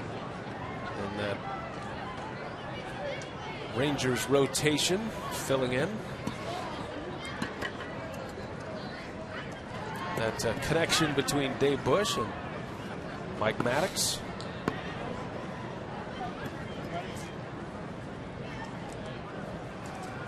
There's Matt Diaz. Takes a strike.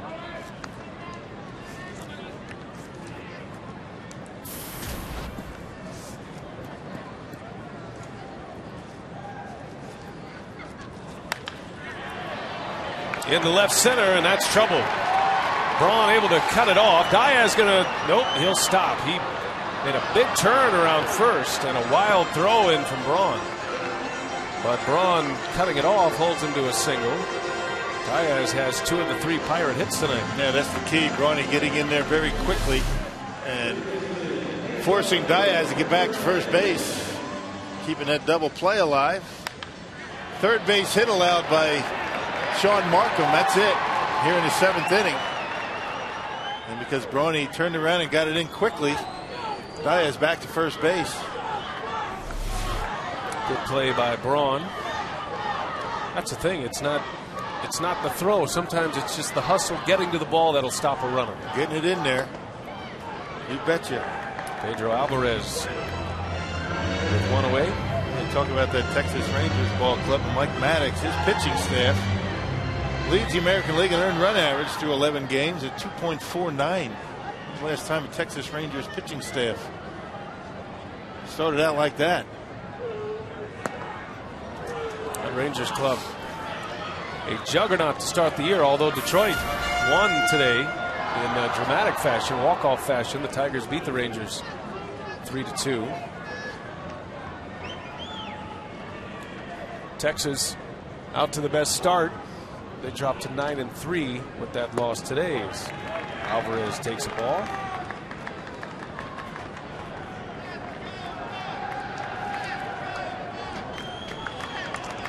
Been some surprising starts in the major leagues. The Baltimore Orioles off to a great start. The Indians top the American League Central.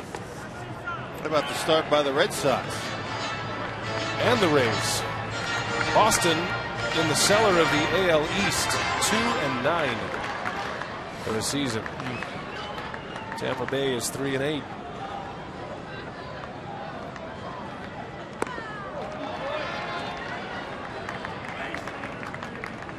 Well, the screws are tightening in Beantown right now for Terry Francona's Red Sox, because performing on the field is only half the battle. With expectations like that and a payroll like that, the Brewers are headed to Fenway this year, interleague against the Red Sox. Shallow left, Braun dives, can't get it. And that'll be a base hit for Alvarez. That ball was in the air a while. Yeah, Betancourt gave up on it too soon. That was a long way to go for Brawny. I think that Betancourt might have had a better shot at it. Betancourt playing the shift, maybe not able to get there, but Ryan Braun playing deep and left gives it a diving effort, but a good job of backing up by Carlos Gomez to keep the runners at first and second. That's the thing about that shift too. I mean, with the shift like that, Betancourt not able to get there. If he's in his normal position, he might be able to make that catch, but you can't set your defense on a flare. I mean, you're setting your defense based on a hitter getting good wood on it and hitting it hard. Well, here's a danger spot here. Ryan Doumit with big power. 2 on.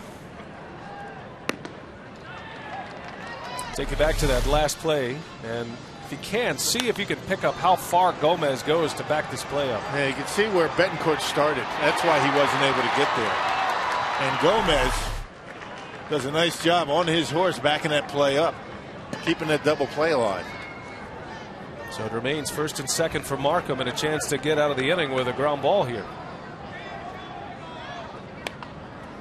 Oh, I got that one right in, maybe off the end of the bat. Zach Braddock begins to get loose. Markham is at the bottom of this Pirates batting order.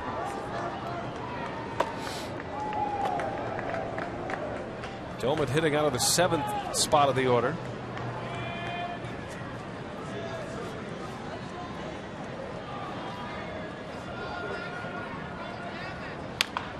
Ground ball. Fielder to Betancourt covering the bag. Back to first. Markham is there. 3-6-1 double play. And Markham is twirling a gem tonight for the Brew Crew. Pirates had 2 on, 1 out again. Down they go, and still a shutout on the board.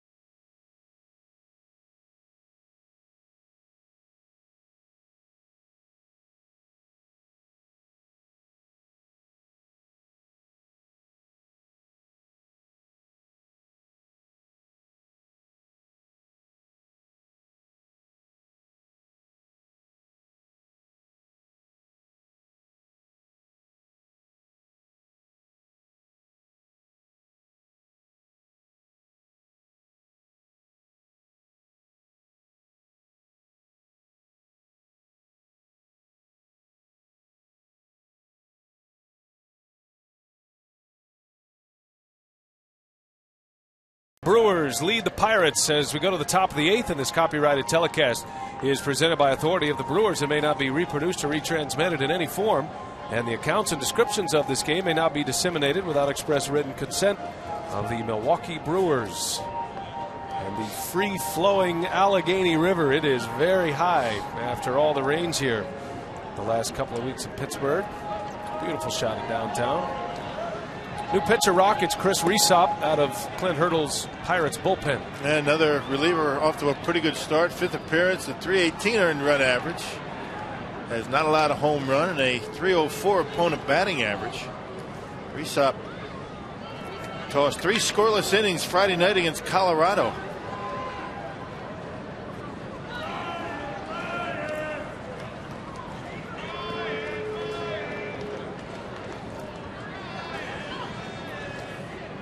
Ryan Braun will lead off the 8th. His single in the 6th inning extended the inning. And then Fielder belted a 3-run home run.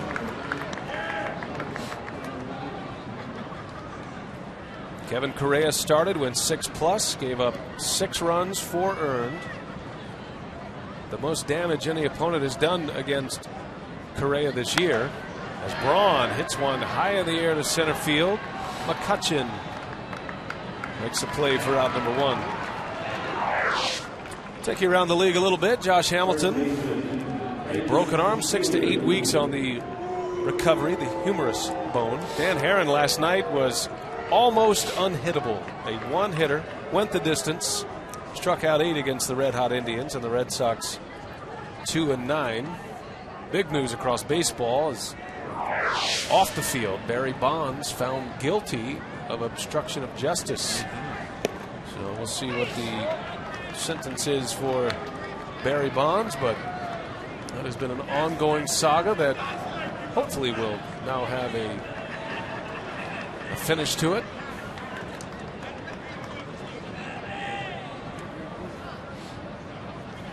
Prince Fielder, 1 for 3 tonight. His home run, the big blow in this game. They just hope that whole situation with Barry Bonds and that all the people involved in those types of things go away soon. Just the black eye for baseball that doesn't need it.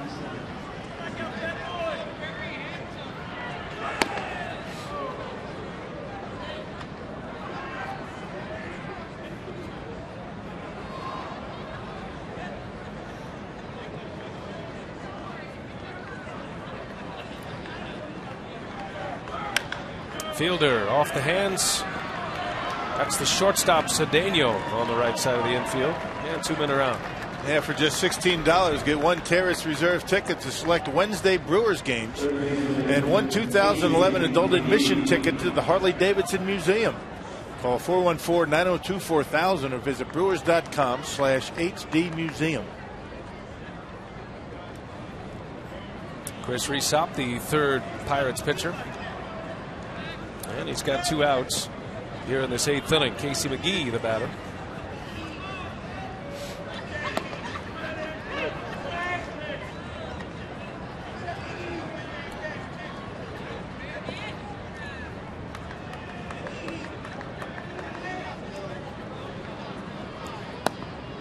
Well, we've been keeping an eye on Josh Johnson of the Marlins. He had a no-hitter through the first 7 innings in Atlanta. The Braves have just broken it up in the bottom of the 8th. Marlins still lead by a 5-0 score. Freddie Freeman broke up the no-hitter for the Atlanta Braves, starting the bottom of the 8th inning. Well, the Braves started the season swinging the bats well.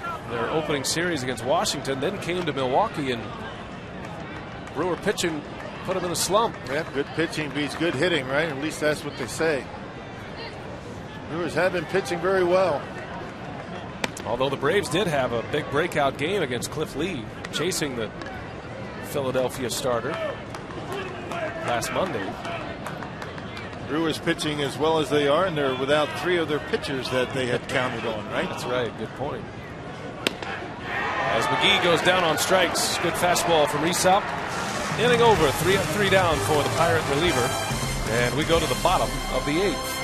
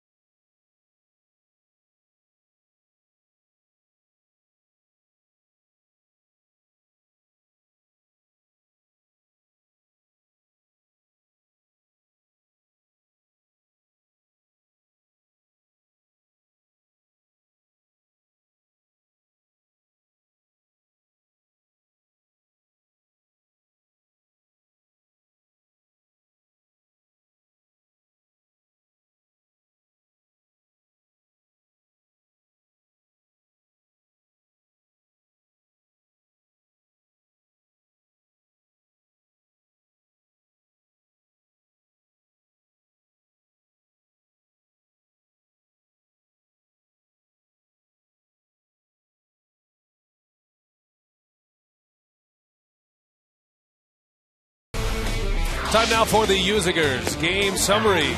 And if you're just joining us, it's been a good night for the Brew Crew tonight. Sean Markham was outstanding. 7 shutout innings, and his offense picked him up beginning in the 6th. He was part of that, but Fielder's 3-run home run gave the Brewers a 4-0 lead. And then watch this, a drive into the gap.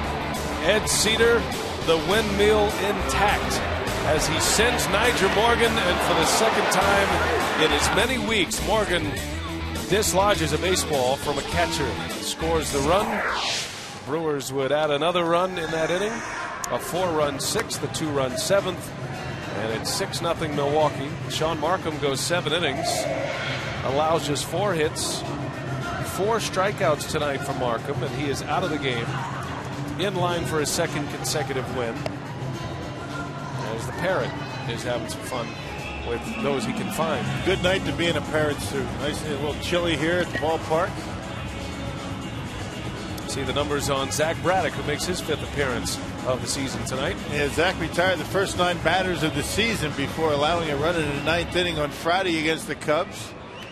46 appearances last year out of the bullpen from Milwaukee and a .294 earned run average. Now the Brewers being cautious with Sean Markham, 94 pitches. After experiencing some shoulder issues in spring training, 6-0 lead. Yeah, get him out of the game, get some ice, and get him ready for his next start. Cedeno leads off for the Pirates. Pitcher spot to follow.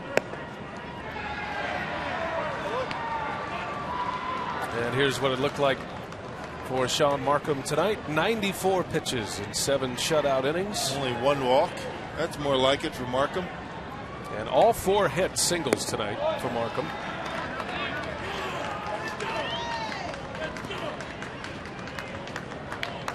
Steve Pearce in the on-deck circle for the Pirates.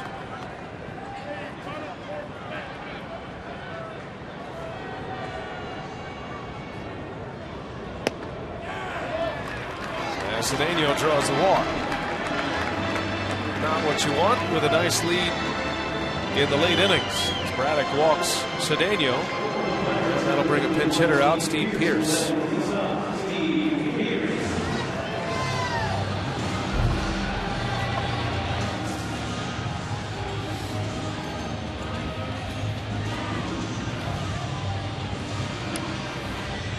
Garth Ord's positioning his infielders.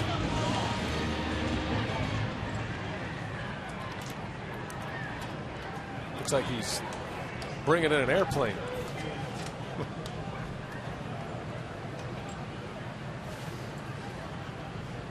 Steve Pearce off the bench.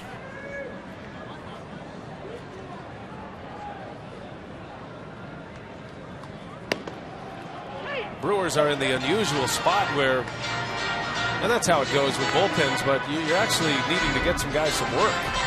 You know, sometimes you're just gasping for a day off, and then sometimes you got to get some guys back on the mound, or else it's going to be an extended stay between outings. No manager going to complain about that.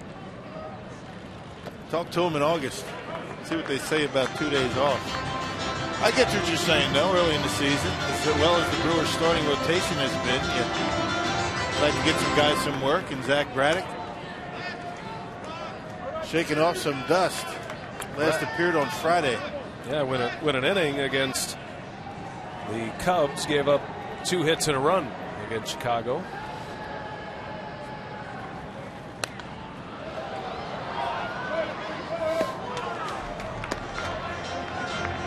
Game postponed due to rain yesterday and will be made up as part of a doubleheader in August. So the time of year when you don't want an extra game on the schedule, the Brewers are going to play a Monday doubleheader here in Pittsburgh. But a game that you might be able to have Zach Greinke start. Excellent point, analyst. You're always thinking you're a next level guy. As that gets away from Lucroy. And a shaky start to the 8th inning for Braddock. Yeah, spiking a slider down and in. Tough play for Jonathan back behind home plate.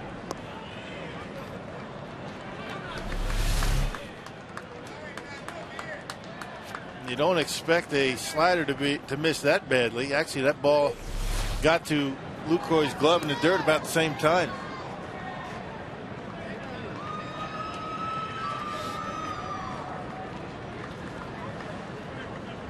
So the Pirates have a runner at second base.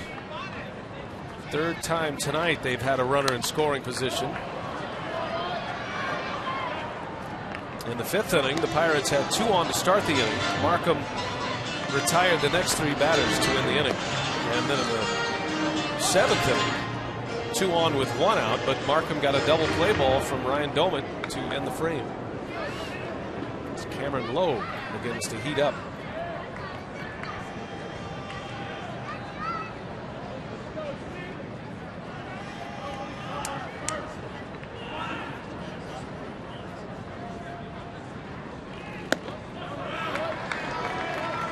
Count goes full, 3-2.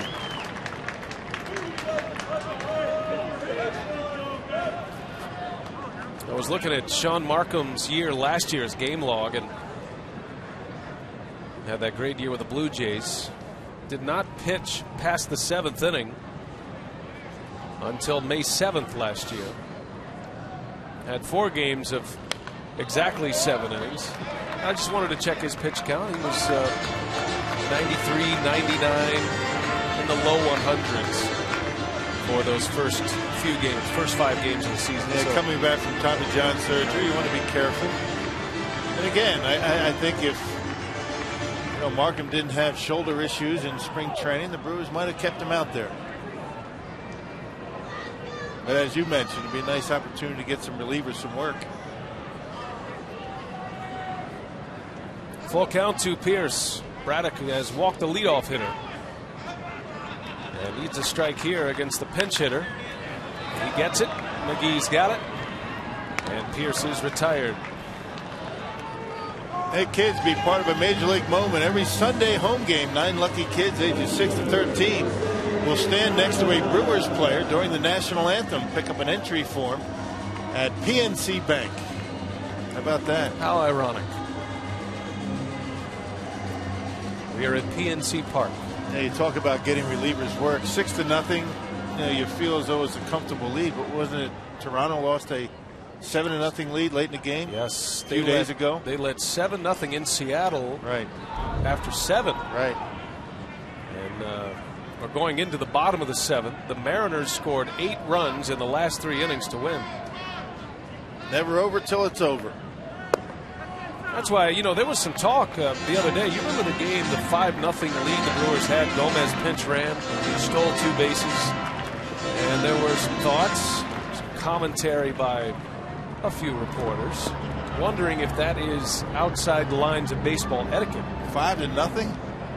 Please. And, not in this day and age. No. Not even in the old days, 5-0. Give me 7-8-0, I could see, but 5-0? No way. I thought Ron Roenicke made some good points. He talked about, first of all, the fact that 5-0 is nothing of a lead at that point. But then he also discussed, how he handles his bullpen. And he wants his teams to stay aggressive, keep the pressure on. Ron said he's worried about his team first. The etiquette can fall into play once he takes care of his business. I love that comment. Right. Because he might want to have a guy like a Marco Estrada or a Sergio Mitre finish a ball game where he doesn't have to use a Cameron Lowe or a Zach Braddock. Guys that he's using in a winning scenario. And if that extra run pushes him into that scenario, then that's what he's going to do. Yeah. I'm all for that. Yeah, you can't worry about what other people are thinking about what you're doing out there, between the lines. Do what you think you have to do for your ball club in the short term and the long term. And let people write what they want.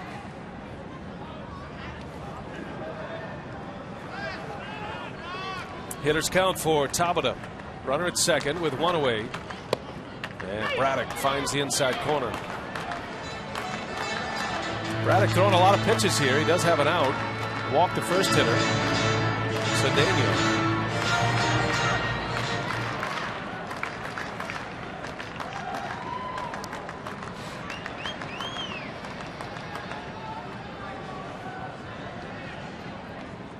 Another 3-2 pitch here in the 8th inning. Lost him. The second walk issued by Braddock. Well, that'll get him stirring a little bit in that Brewers dugout. Yeah, maybe you're having a tough time getting loose. It is rather cool out there tonight. Might not have the feel for the baseball right now. So Ron Roenicke is out of the dugout and he's headed to the home plate umpire, which would indicate a double switch.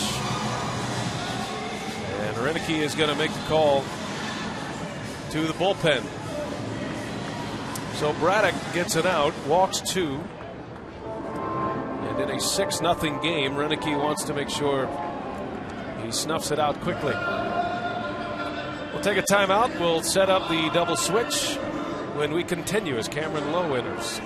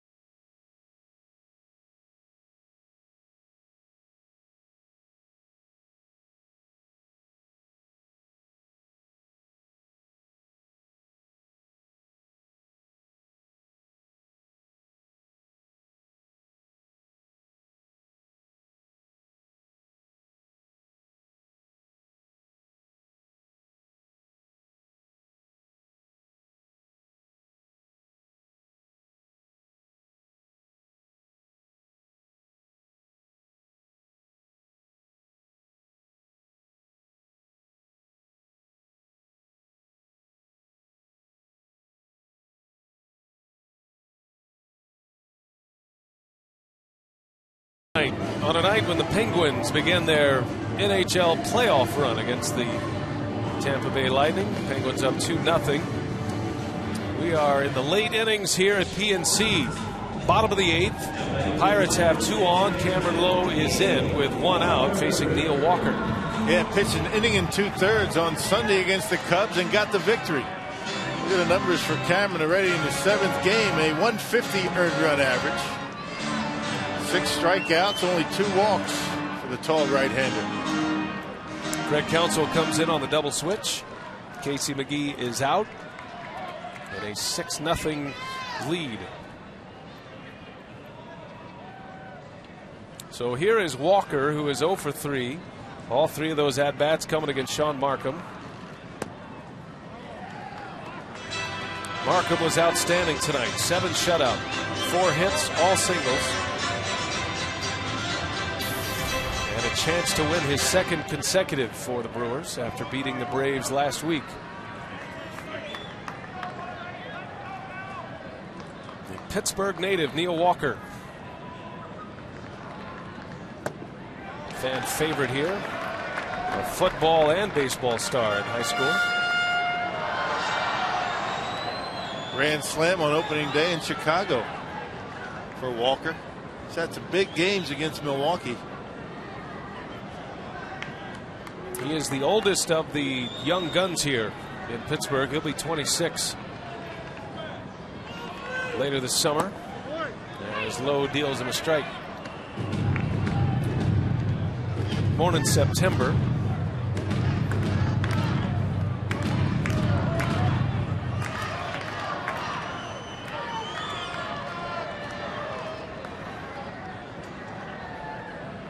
Walker's a good hitter.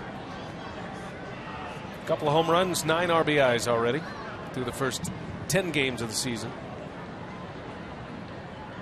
Hit .296 last year in his first real shot in the big leagues. 110 games. Made it up to the major leagues in '09 briefly. But a full season last season.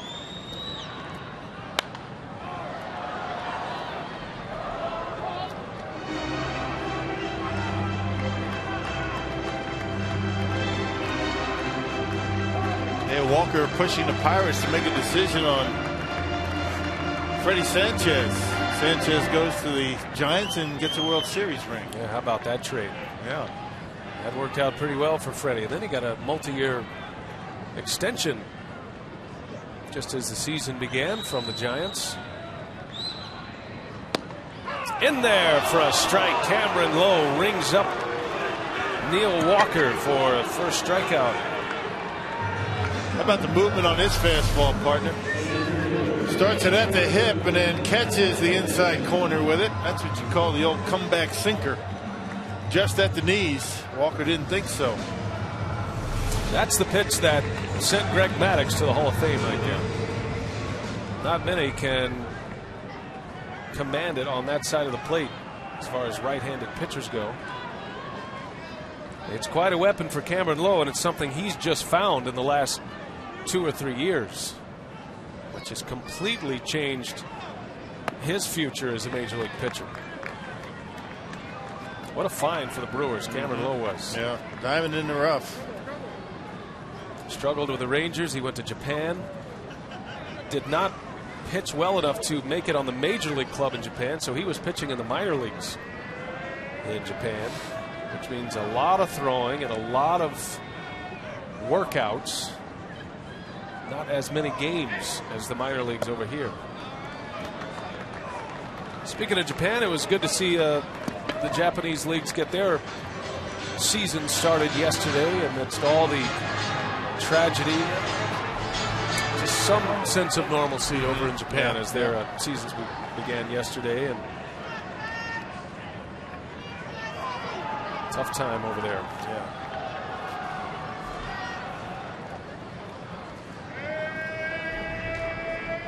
Two on, two out. McCutchen takes a strike.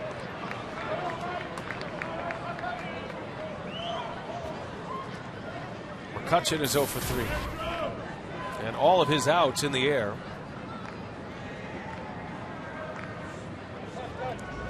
The changeup from Markham, very effective tonight, especially against Andrew McCutchen. He was out ahead of just about everything tonight from Markham. Lowe puts it right by him. Yep, right underneath that bat. Good sink as it got the home plate. Good hack by McCutchen. He's probably wondering, how did I not hit that baseball? But watch the late movement on it.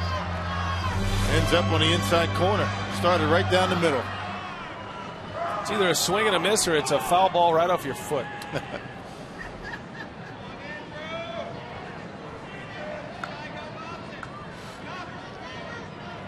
2 balls, 2 strikes. The Pirates with 2 on. And McCutchen stays alive. Yeah, with the way that baseball's sinking for Cameron Lowe so far this year, he doesn't even really have to throw breaking balls that much. The only home run he allowed was a curveball to Joey Votto. Ended up hitting it out of the ballpark. That sinker has been such a good pitch for him. Getting the strikeouts and the ground balls. Standing tall on that mound at 6'8".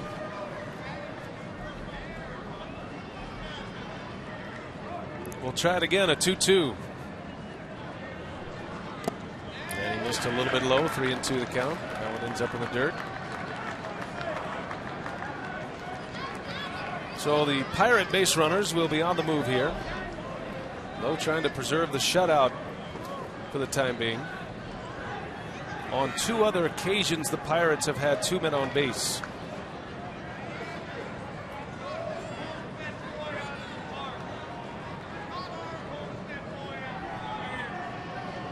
Runners take off, and McCutchen fouls it away.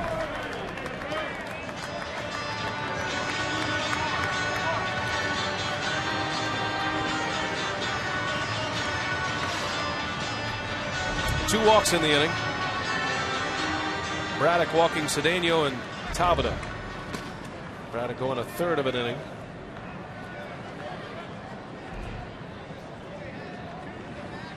And now Lowe trying to clean it up. Another payoff pitch from Cameron Lowe. Fights another one off.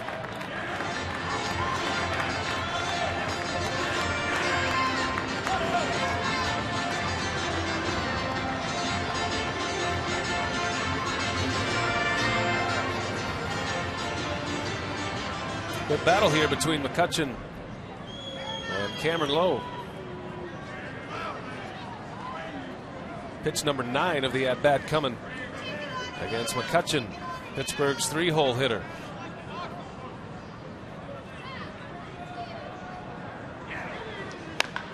On On the ground foul. Looks like he went with a breaking pitch, maybe a cutter. Something that moved away from McCutchen and McCutchen out in front of it. He'll see at least 10. This is one of the benefits of having the kind of sinker that Lowe does. He can stand out there all day and fire sinkers in there to McCutchen. Just throw strikes, that's all. Another 3-2 pitch. And that one's hit in the air to deep center, but not deep enough. Not on a night like this. So Lowe gets out of it. The Pirates strand 2, and the shutout still intact.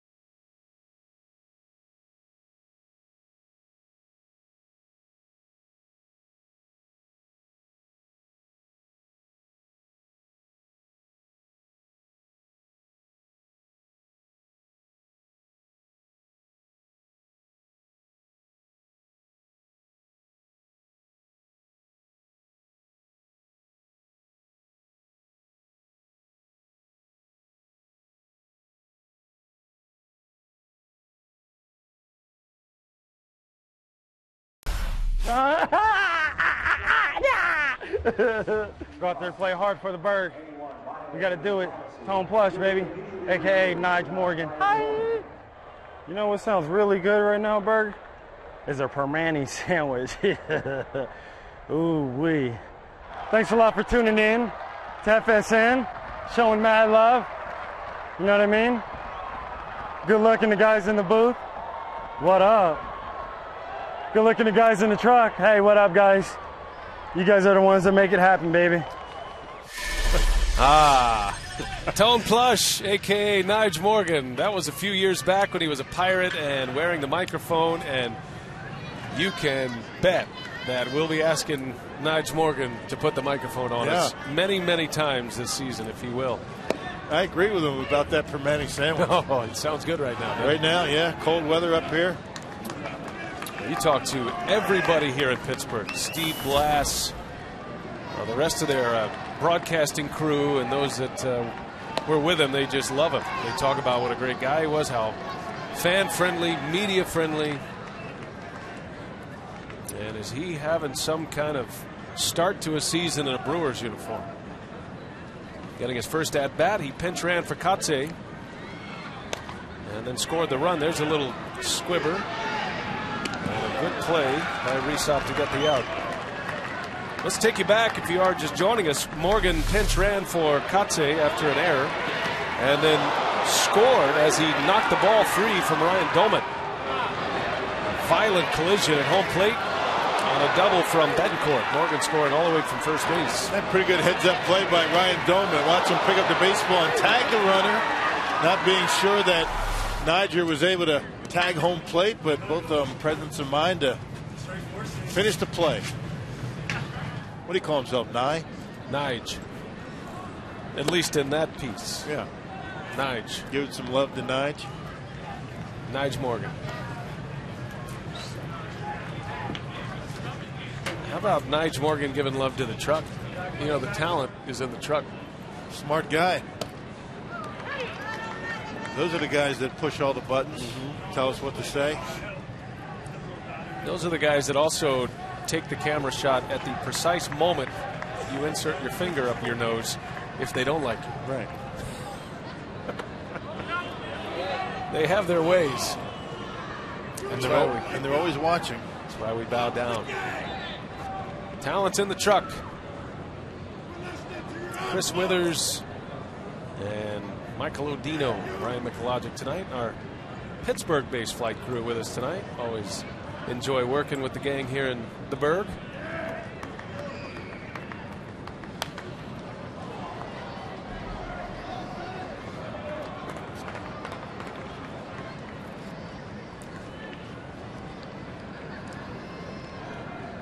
Evan Meek returning after a few games on the shelf. Meek had a shoulder problem.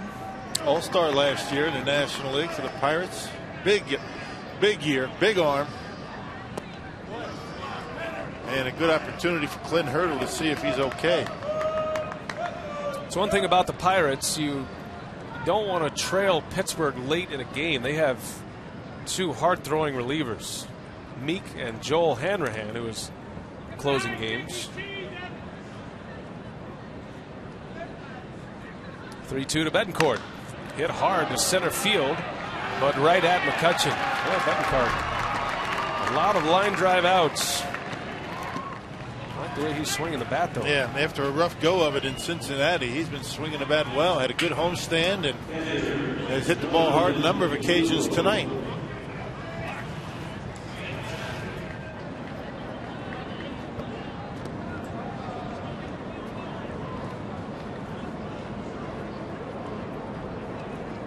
Jonathan Lucroy in his first game back.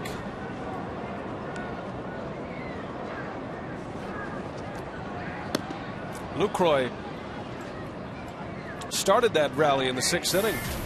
He led off with a double into left center field. Knocked one out to the deepest part of left center.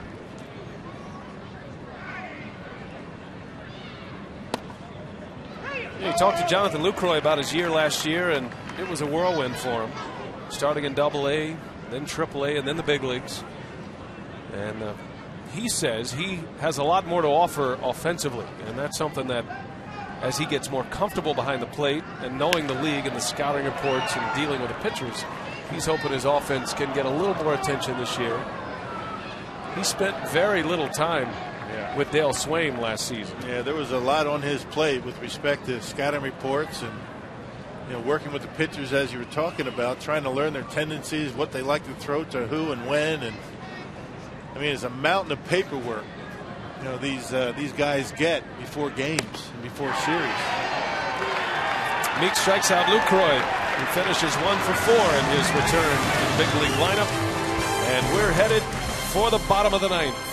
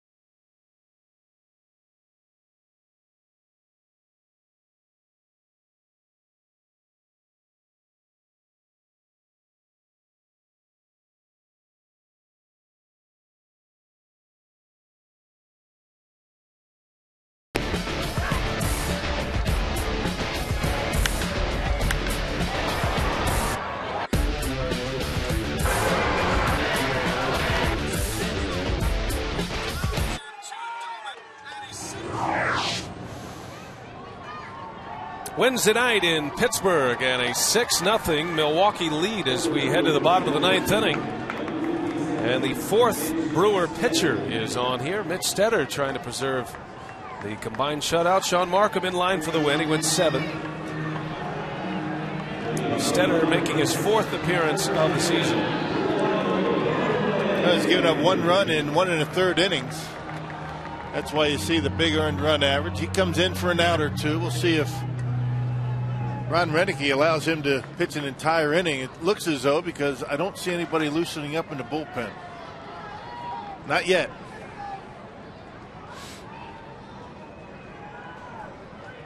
Only Stan Kiles, the bullpen coach. So Stetter to face Lyle Overbay to start the inning. That's been a good night for the Brewers on all fronts. They've played excellent defense tonight behind their 4 pitchers. Timely hitting. Fielder, a 3-run home run. It was Carlos Gomez who actually broke the seal today. Sacrifice fly and an RBI. And then Fielder hit a very impressive home run to the opposite field into deep left center on a cool night when the ball is not traveling at all. Fielder goes into the Manville out there where very few go. Even right-handed hitters, let alone a lefty. This would be a nice win for the Brew Crew when you look at the pitching matchups the rest of the way in this series. You know the Pirates were thinking, we got to get one here with our ace on the mound. Yeah, you beat him and you go after the other guys. Good chance of doing some damage in this series. But you can't do that unless you get the first one. Pirates sending up a left-hander tomorrow, Paul Mahalam, who's always given Prince Fielder fits at the plate. Randy Wolf against Paul Mahalam tomorrow. As Overbay lifts one in the air. Braun coming in. He's got it. And 1 out here in the 9th inning. We did some homework on some shutouts. Mike Masallo, Media Relations Department, passing along a note that the last time the Brewers had 3 or more shutouts through 11 games was 1990. Wow. So they had 4 shutouts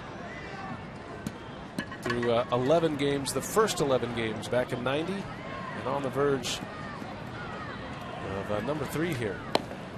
Yeah, they finished this one off, and that will lead the National League.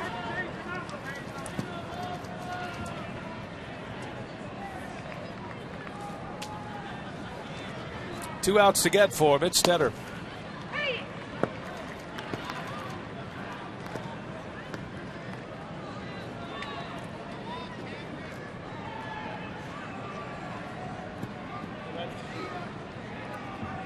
Randy Wolf tomorrow.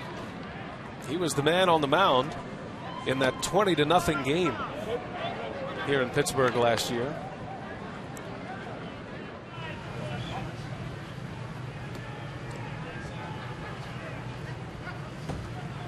I think Randy Wolf had a couple of knocks in that game as well. I think everybody had a couple of knocks in that game. Yeah, I think you had a couple.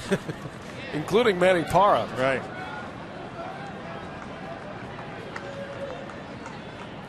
Yeah, he drove in the 20th run, right? Yes, Manny? He did. That's right. Yeah. Sergio Mitre perhaps getting some work. Yeah, the Brewers swept Pittsburgh last year here in Pittsburgh to start the season for the first trip in here. The 20-0 game was the capper.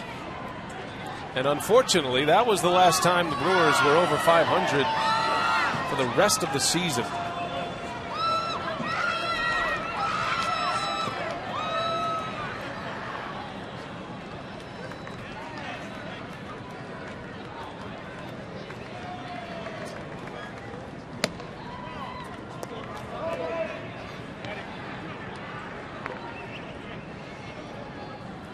Matt Diaz with one away. Stetter has him at a 2-2 count. When the original lineups were posted yesterday, it was Garrett Jones who was starting and not Diaz. He lifts one in the air to Morgan. 2 outs. But with the rain out, Clint Hurdle changed his mind, and he did it based on the stats that Sean Markham has posted better numbers against left-handed batters as opposed to right-handed batters. So Jones was out and Diaz was in, and there was some talk, and it didn't hold true, but there was some talk that the Pirates switch hitters were asked or recommended to turn around and hit from the right side tonight against Markham instead of from the left. Maybe taken away his changeup, perhaps, but Markham throws that pitch to anybody. Well, based on that theory, let's see, 4 hits, 2 by lefties, 2 by righties tonight for the Pirates. A split decision. 2 switch hitters in the lineup for Pittsburgh, Walker and Doman, and they both hit lefty. And now the Pirates down to their last strike. Brewers have shutouts against the Braves and the Cubs as Alvarez goes deep into right field, but there is Morgan, and that's your ball game and another shutout. The Brewers pick up their 3rd shutout of the season, and a well-played game on both sides here today, Rock. Well, great to see Sean Markham after experiencing some problems with that shoulder in spring training, a rocky first outing in Cincinnati. He's looked very good his last 2 times out. Very encouraging for Sean Markham. A combined 4-pitcher shutout for Milwaukee. Sean Markham wins his 2nd. That'll do it for us from PNC. Our final score, Milwaukee 6 and the Pirates 0. Brewers baseball returns tomorrow to Fox Sports Wisconsin for the final game of the series. Coverage begins at 5:30. Coming up next on WMLW, it's Sports Fanatics, the final out postgame show. For Bill Schroeder, I'm Brian Anderson. Thanks for watching. Have a great night. The Brewers win the opener. They'll go for the sweep tomorrow. So long, everyone.